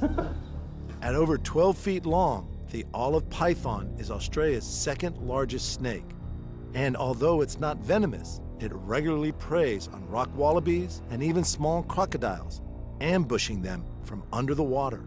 These have got, of course, large teeth. There's over 100 teeth in the mouth on one of these. Very, very strong, extremely strong snake that can make you feel uncomfortable. This one here has wrapped around my neck once and made me feel quite uncomfortable. Now, one of the things that we do here so that the snake knows it's going to be picked up and not being fed is we use our hat. That's why we always wear hats. He now knows, because they are intelligent, he now knows he's not getting fed. The danger is not from the snake's razor-sharp teeth. It's the sheer strength. If they wrapped around your neck, it can cause you to black out without any problems. I can feel the strength around my throat at the moment. He wants to go back to his warmth. Extremely strong snake. This particular snake, I had him out at the other end of the shed, just doing a display, and he reached up using me as a perch, and I could feel myself blacking out because he put so much pressure on my neck, it was slowing the blood circulation off to my brain, and I started to feel a bit woozy. We're going. I'm trying to shut the door back in. Cool. Gane and his father run the family business, the WA Reptile Park in Perth, Western Australia. He's grown up living alongside Australia's apex predators, venomous snakes, crocodiles, and dingoes. Not all the animals here are deadly, but the majority can do some serious damage. There are some you could keep as pets at your own risk. There are some pythons that have a few attitude problems and want to bite or wrap around. You just got to be aware of all that. But, you know, as a pet, they're pretty easy to keep. You know, I mean, Lacey there, he's really easy to keep and he's quite friendly, but there's always that chance that something can go wrong. I like him. Yeah? Yeah. What have we got here, Dan? This is a lace monitor from the Eastern States. A lot of people in the Eastern States have these as pets. And this one here has bitten me. Got very sharp teeth, but that was only because I was feeding it. It missed the rats that I was feeding it that day, and grabbed all 5 fingers on one hand. The claws and the teeth are extremely sharp. When this fella bit me, and again it was only by accident, he did do a bit of slice and dice on my fingers, but there was he didn't cause me any problems to go to hospital or anything like that. Yeah, I may have needed stitches, but I stayed home. I don't like going to hospital too often. Oh, this one's pretty cool. When you actually feed this fella, we give him a scratch on the back. He arcs up the back like he enjoys it. Emotion, no. Personality, yes. This fella has his own little personality. And yeah, look at that. He's beautiful, isn't he? Closely related to the Komodo dragon, Lacey may be a friendly monitor, but the tools he uses to prey on small mammals and birds in the wild leave their mark on his handlers too. He's just using them and he's just hanging on, so the points go through. I mean, our skin's soft compared to them. So that's, yeah, you get that all the time. I never worry about any little scratches or anything like that. It's part of the job, you know, getting bitten or scratched or whatever, you know. It happens. It's not the nicest of feelings, you know, being bitten. Yeah, but, yeah, with this type of job, it can happen if you make, you know, you don't pay attention to what you're doing. A small scratch or even a large bite from a monitor lizard or a crocodile may not bother Gain too much, but surely a tag from one of the world's deadliest snakes would slow him down. Australia have 17 of the top 20, and this is one of them. And this is one of our local snakes for Western Australia, which is a dugite, which is a brown, but it's our local one around the Perth area. This one here got me in 2016.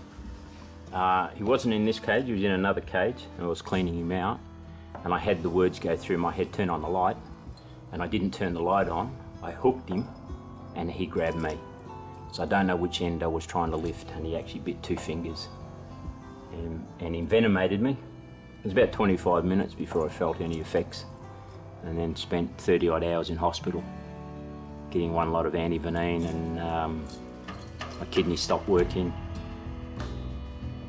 So I guess now that we've got a special relationship, me and him, he's had a piece of me and I've had a piece of him. It's just extremely nice snake. Not only does Gain still consider the snake that could have killed him to be an extremely nice snake, he takes full responsibility for the incident. He knows only too well how serious the consequences can be if you make a mistake with a deadly predator. If you get too, you know, a bit blasé or anything like that, and you take your brain out of gear, you can make a mistake. And every now and then you do that, and some can be fatal, or you can end up being crook. I mean, I've made 2 mistakes with 2 venomous snakes in 40 odd years, and yeah, it's knocked us around and all the rest of it. But my fault, not the snake's fault, because I was choosing to do something that I shouldn't have done. While it's certainly unconventional, Gain forms rewarding bonds with animals that many would never consider having as pets.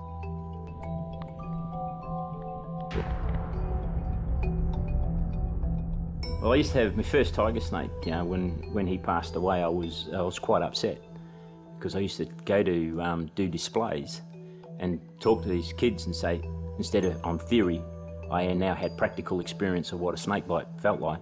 This was the one that did it. And yeah, when he passed away, I was quite upset, because we had that special relationship, that bond of, that was my first bite.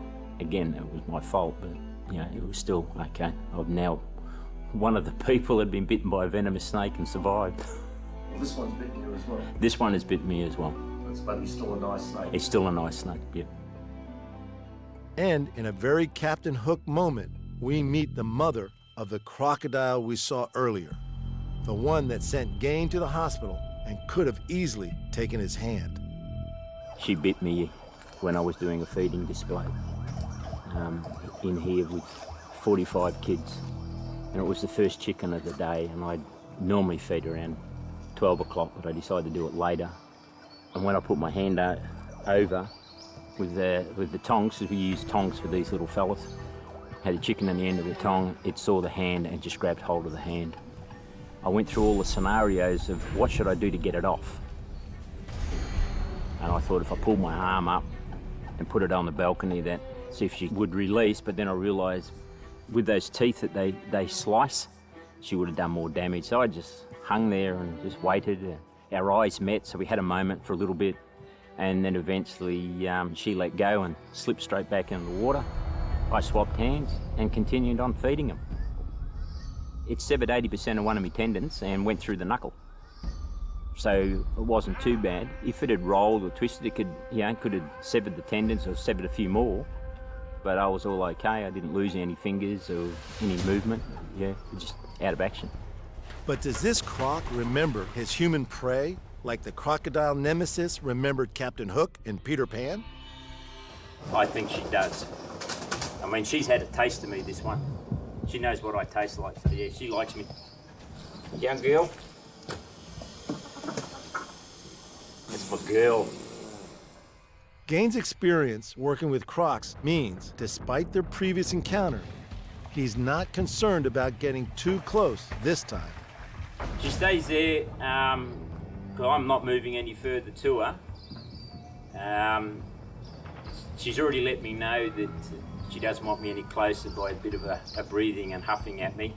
I feel quite safe here. She's not going to move any further from where she is. And again, it's the colder weather, and if she was warm, she'd be straight into the pond if I was getting too close. They're not going to try and attack. I've been closer to one and actually fed one closer. And it did get me when it jumped up to when feeding. It jumped up, missed it, and just caught me on the hand. And I was right next to it feeding it.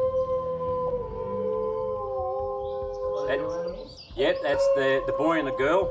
They're the dingoes. Go and see them. Australia's wild dogs, dingoes, are sometimes kept as pets, but most owners will tell you that they can never be completely domesticated. This is Blondie, and she's a good girl. When we first got Blondie, she broke out of her pen. She found a very small hole, about 6 foot off the ground, and climbed out. But she's so blonde, she showed me where the hole was so I could fix it. Didn't you, girl? Hey? Hey? How about we go and see Max? Hey? Are they allowed to come in, Max? Come on. Hey? He was brought to us to the park because their situation changed. We normally don't take them on if they're over 18 months old because their personalities are really set. But Max was really good. He bonded to us very easily, so I decided to take him on. I don't 100% trust him, but yeah, I can pick when he's not right. Come on. Hey. The only thing with dingoes, you can't train them. They don't come when you call, but they're highly intelligent. The dingoes are as close to pets as any of the animals here at the WA Reptile Park, but Gaines remains alert when around them. They still have that killer instinct. They'll still knock off other animals. Yeah, people do have them as pets, but they just got to be aware that they're totally different. If you really bring them up right, they are extremely nice pets. But you got to treat them nicely, because they don't ever forget. Having been strangled by a python and bitten by crocodiles, lizards, and deadly venomous snakes, there's still one animal here that Gaines won't get close to. I never trust a wombat. Never turn your back on a wombat. They are dangerous. It's automatic, get out. Especially the males, breeding season, they change and they will attack. And they jump up, and it's pretty dangerous for a bloke because they can jump up about 1 metre high, and if you're facing a wombat and it jumps up 1 metre high and grabs what you don't want it to grab, it's gonna hurt. Has happened in the eastern states. Bloke had a lot of microsurgery, but yeah, no. I'll go and play with a croc any day. You know, some people don't want to live next to a 400-pound potbelly pig. So, in fairness, when you do live in a kind of a built-up city, you know, choose the right pet.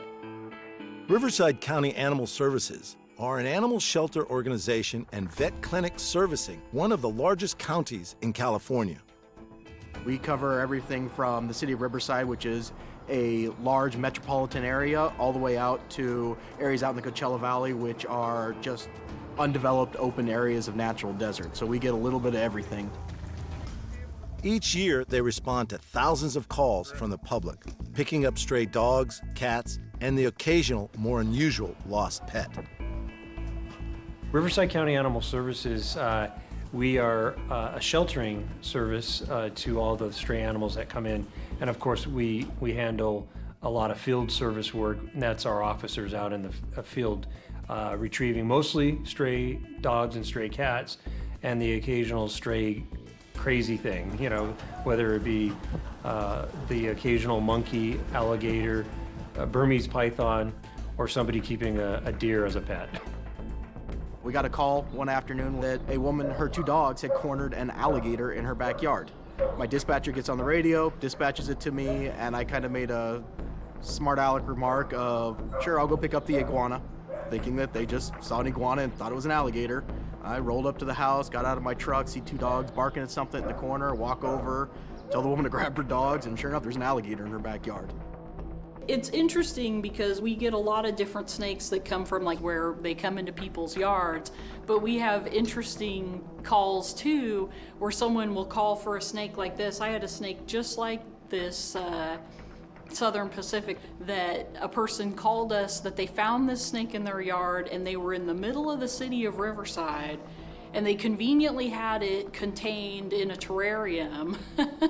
And so when I GPS'd the address to try to re-release the snake, I was just thinking to myself, there's no way that this snake ended up in the middle of downtown Riverside surrounded by blocks and blocks and blocks of residential housing. So they obviously went on a trip to the mountains, who knows what, took the snake out of the wild again, and then probably the wife or something was like, heck no, you're not keeping that snake. And so they called, you know, animal control and said, oh, I found it in my yard, you know. But stuff like that happens fairly frequently. You know, well, most of the time it's a legitimate call where you can see, you know, their house is butted up against, you know, natural landscape, and it's like, yeah, if you're going to build your home on their habitat, they're going to come into your yard. But occasionally we get these strange calls. I've personally got one call where someone had a rattlesnake that they had caught and taken it home, stuck it in a china cabinet, put duct tape across the door of the china cabinet and stuck a brick in front of it and had it in there for a week. And then they quickly realized that they couldn't safely open the door to feed it and didn't know how to care for it. So they ended up calling for help, and I ended up having to go in and remove the rattlesnake out of a china cabinet. So that was a pretty poorly thought out plan. And it's often poor planning and lack of knowledge that puts exotic pet owners and their neighbors in danger.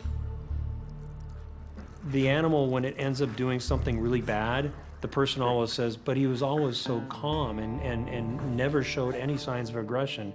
But it just takes one time, right, for that person to suffer serious injuries and in some cases death.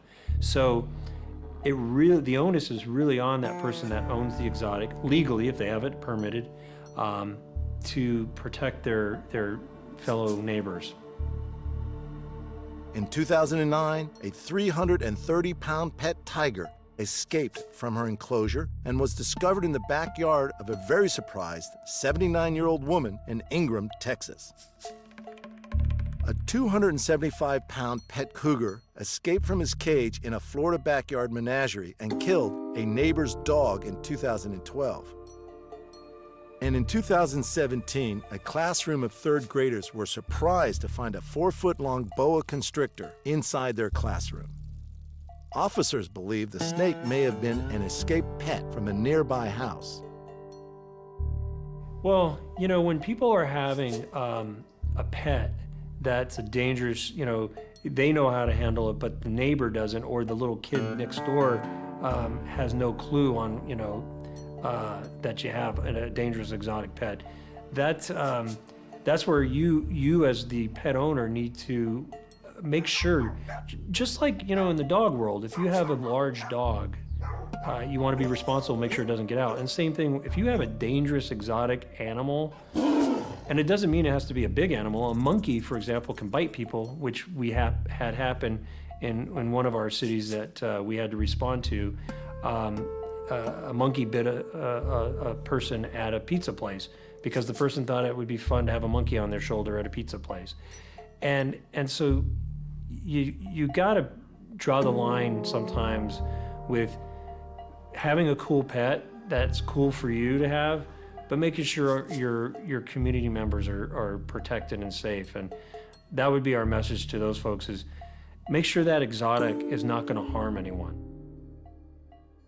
One of the most common exotic animal escape artists is the snake, and the Riverside team are often called to retrieve venomous reptiles from suburban areas. So both of these guys are from the local area that were brought in by our animal control officers, and I keep them purely for the purpose of using them for training, for rattlesnake safety and handling. So this one is a western diamondback rattlesnake, and how we came across this one was that there was a woman in Palm Desert who had to be put into a care facility, and when they went in to get her out of the house, she had this snake in an aquarium in her house, and it was a little 10-gallon aquarium. The snake was a really tiny little baby, probably just born that year, and so it was a little 10-gallon aquarium with a fish toy in it, like you would see in a fish aquarium, like a sunken ship toy. So she was trying to keep it as a pet. And so because we don't know the exact location of where it came from, you can't just take it and relocate it and throw it back outside. So for us, the only options are either, you find a home for it with a research facility, or maybe an educational institution. Otherwise, it has to be euthanized, unless we know of the natural area where it came from and we could relocate it within its home range. While Kim provides Riverside officers with venomous snake handling training, there's no way they can train for every possible animal encounter. Burmese python is a common home pet, or at least in the state of California it is. Another county officer, she got a call in the middle of the night that a 30-foot snake was going through this person's front yard. She shows up on scene, calls me in the middle of the night, wakes me up, and says, "Hey Dylan, I need some assistance. I have a 30-foot snake." So I thought she was just joking with me at first, and sometimes we joke with each other and give each other prank calls and stuff like that. But I made it down there, and sure enough, there was a large snake under these people's, I believe it was a eucalyptus bush that was going alongside the fence line. All I did was grab it with a catch pole, got that around its head. The snake obviously coiled up around the pole, and then we just carried it to the truck like a rotisserie rack. One person on one side, one person on the other side, we put it in the truck like that. We'd let go of the loop, and it hung out in the truck for the way back. A lot of the training for some of these exotics kind of happens like that moment in time. You don't really respond to a domesticated deer call every day. When it comes to like a Burmese python, it's, the officers, they're really good with their control stick, or the catch pole as it's known.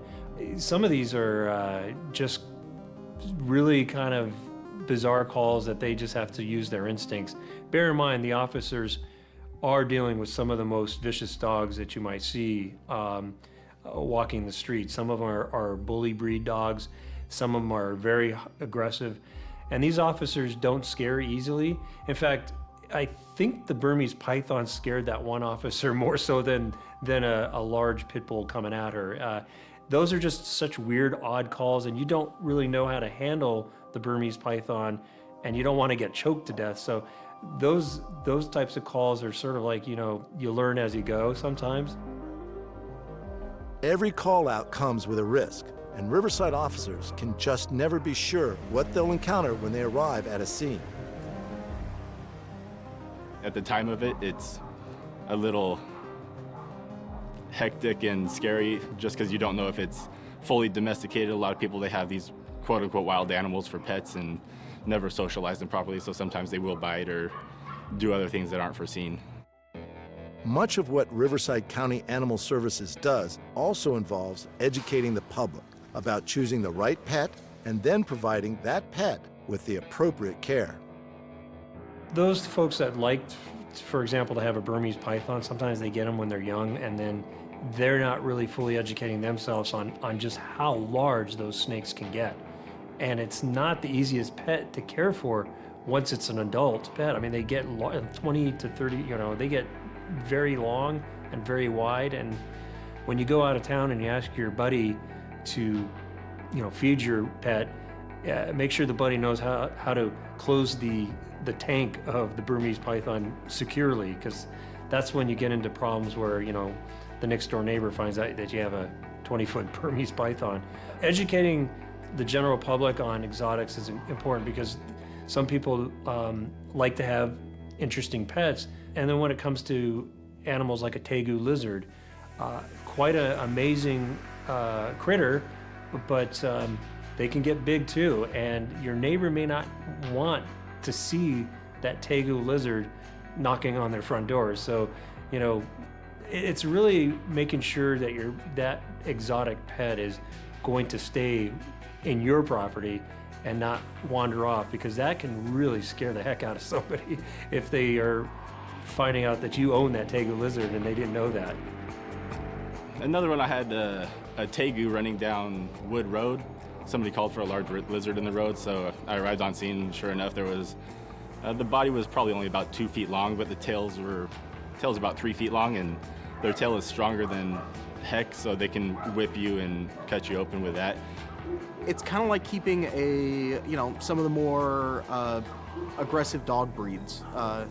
If you've got a responsible owner that knows what they're doing, you can keep some of those safely. And then there's some things that you just shouldn't have. When we walk into a house and somebody's caught a rattlesnake from out in the desert and it's in an aquarium, it's a venomous snake. Nobody should be keeping those as pets. Boa constrictor, there are responsible people out there that can keep them as a pet, but it's not a pet for everybody. Most people probably don't have the skills, the ability, the finances, just the space to keep something that can potentially get as large as those are going to get. We're in the business of promoting responsible pet ownership, whether you own a dog, a cat, or a rabbit, or a horse, a tortoise. We always want people to love that animal and make it part of your family. We don't really have any strong opinion one way or the other when it comes to exotic pets. We just don't like when somebody no longer is interested in being the pet owner of said exotic pet, and then they just release it into the wild and scaring their neighbors, or also shamefully allowing that animal to suffer, because it could get hit by a car just like a dog or a cat, or it goes off into the wild and gets killed by other critters. But it's shameful when the pet loses its charm and then they think, oh, I'll just dump it in the riverbed, or I'll just release it. If you have an exotic pet, know how long that pet will be in your life. A tortoise, for example, can live 70, 80, 90, 100 years. So you might want to put the tortoise in your will and know that your son is going to be caring for the next 50 years of that tortoise's life. That's the only thing we'd like to share with people that are interested in exotic pets, is know it's a part of your family. And when it loses its charm, don't forget, you're still the pet parent. The officers at Riverside County Animal Services have dealt with everything from escaped emus to roaming reptiles. And when it comes to exotic animals, they've seen firsthand that too little knowledge can be a dangerous thing. I think that, at least here in California, for the most part, with stuff that could kill a human being, I think that those who have them that do it legally are able, okay, but they have to reach such a bar, it's such a high bar for them to get to those proper permits and stuff. I'm kind of okay with those people. It's the backyard person who doesn't know what they're doing and doesn't have that training and hasn't gone through all the permitting process and the inspection process to try and keep a lion or a tiger or, something else along those lines, that it's a recipe for disaster. You can go to any zoo, any private place in the United States or around the world, and as soon as there's a fence, you don't have to treat them like a tiger. They're not predators anymore. They're just beautiful, interesting, and here for our enjoyment. From the fashionable Victorian menagerie to the animal stunts we see in modern movies, exotic animals have long performed for our enjoyment and entertainment. But what happens to the animals when they can no longer perform? Many end up at sanctuaries like the Performing Animal Welfare Society, a 2,300-acre natural habitat wildlife sanctuary located near San Andreas, California. This unique facility is currently home to 9 elephants, 4 lions, 1 black leopard, 7 bears, 22 tigers, and co-founder and president Ed Stewart. This is Kim, and she's in there with Roy and Claire. She's 15 years old, came out of a roadside zoo in New Hampshire, and was scheduled to go to the pet industry. Somebody intercepted her and brought her to us when they were just cubs. Hi. Hi. Hi. I know. You're a wonderful girl. Yeah, you're good. Paws provides homes for retired or mistreated animal entertainers and investigates reports of abused performing and exotic animals. Unsurprisingly, Ed has strong feelings about exotic animal ownership of any kind. I know that there are some good facilities and some are good, some are bad, but the ultimate goal for all of these places is a little murky to me. Is it to return animals to the wild? Is it to teach people about animals? I think all of it is ineffective. In the history of the world, nobody's taken a captive tiger and put it into the wild. And with the shrinking habitat, it's never going to happen. So reintroduction is a pipe dream. It's not going to happen. And while some may argue that captivity is a valid way of preserving a species or educating the public about conservation, others, like Ed, believe that captivity changes an animal to the extent that it is no longer anything like its ancestors. Our mission is to give the animals that we take the best life we can give them, knowing that we can't give them a normal life. We can't give her a natural life. She's 15 years old and she has never had to catch her dinner, never had to hunt for her food. We have provided everything. You put an animal in an enclosure, whether it's a big enclosure or a small enclosure, you have totally changed their life. She's an apex predator. She would hunt almost constantly looking for enough food. She would be raising babies. She would have an incredible responsibility in the wild, and she would rely only on herself. Their natural history is so ingrained in them to perform their duties, and you take all that away in captivity. As soon as you put a fence up, you create disrespect for that animal. It's something of a contradiction for Ed. On one hand, he's against keeping wild animals in captivity. On the other, he keeps captive animals. We're honestly looking at these animals every day. We really want to do the best we can for them, but the best thing you can do for them is not promote it in captivity, because they're just not designed to live captive. And it's a black and white issue. So we don't look at her or him like a tiger. We look at him as an individual. They're so far removed from a real tiger in the wild. We know we have to do absolutely the best we can for them and give them the nicest place we can to live and the best vet care. But if we had a breeding pair, I would be heart sick if I was the one responsible for creating a litter of baby tigers that would have to live their whole life in a cage. You know, it's just basic freedom for a tiger to be wild.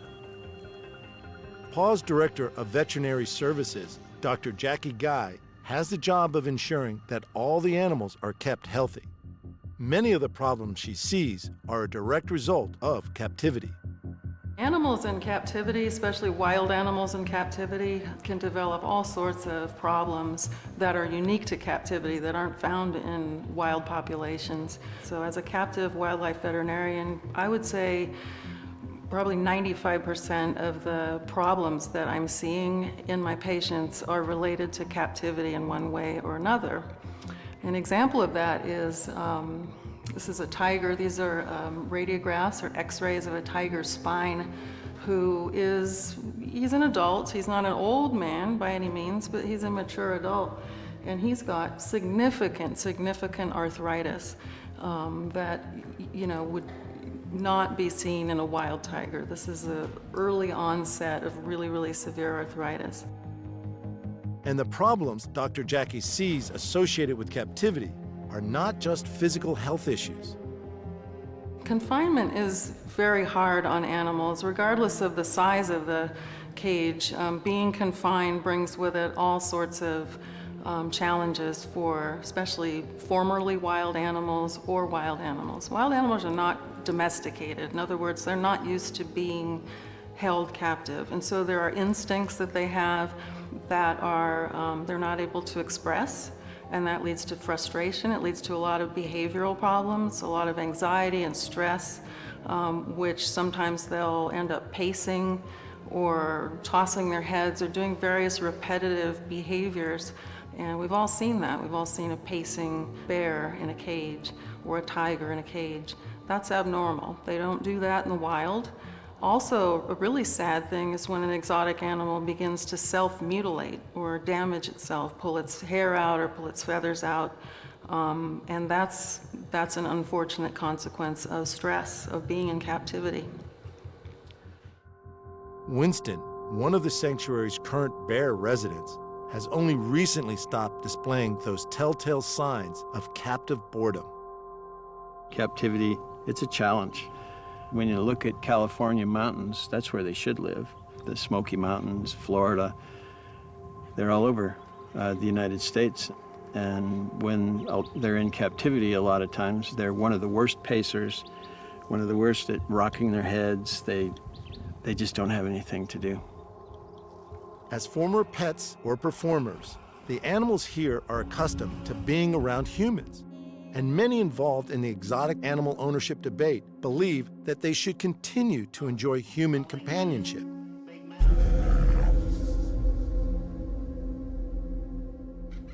Hey, girls! Mara, let's go! Come on, girls, let's go! Come on, Chica! What a good girl. What a good girl. Mara, let's go! Come on, young lady. Good girl. I see. Oh boy. Oh boy.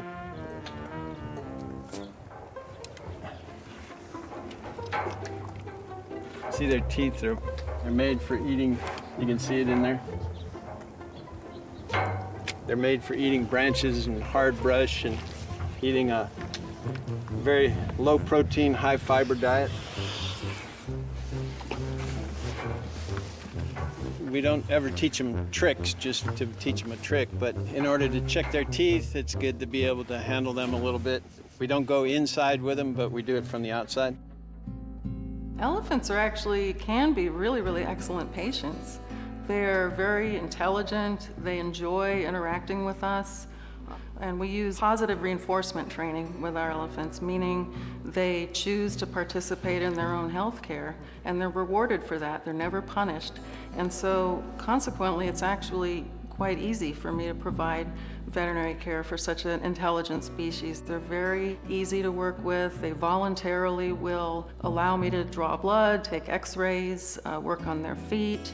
Even more invasive things like collecting a small biopsy, things like that. They have learned that, we're not here to punish or harm them in any way, so they're actually really good patients.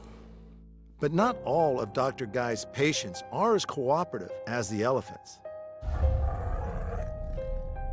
It can definitely be dangerous being around dangerous exotic animals, dangerous wild animals in captivity or free-ranging for anybody, including an owner of an animal, but certainly for the veterinarian. And so again, it takes somebody like myself who's had specialized training to know how to safely treat these animals, but there's always the potential for, somebody to get hurt. And although Ed feels that captive exotics are no longer the predators they would be in the wild, even he has no doubt they remain potentially deadly. Predators know that they're predators. They don't know why, maybe, that they're focused on vulnerable things, but they do. Somebody with crutches, somebody in a wheelchair, somebody who's lagging behind. They know, even though they don't have to, it's just part of their nature to stalk and maybe hunt. And while many owners of exotic pets do provide for all their needs, caring for such unusual animals proves too difficult for many, and they often arrive at sanctuaries with a host of health issues.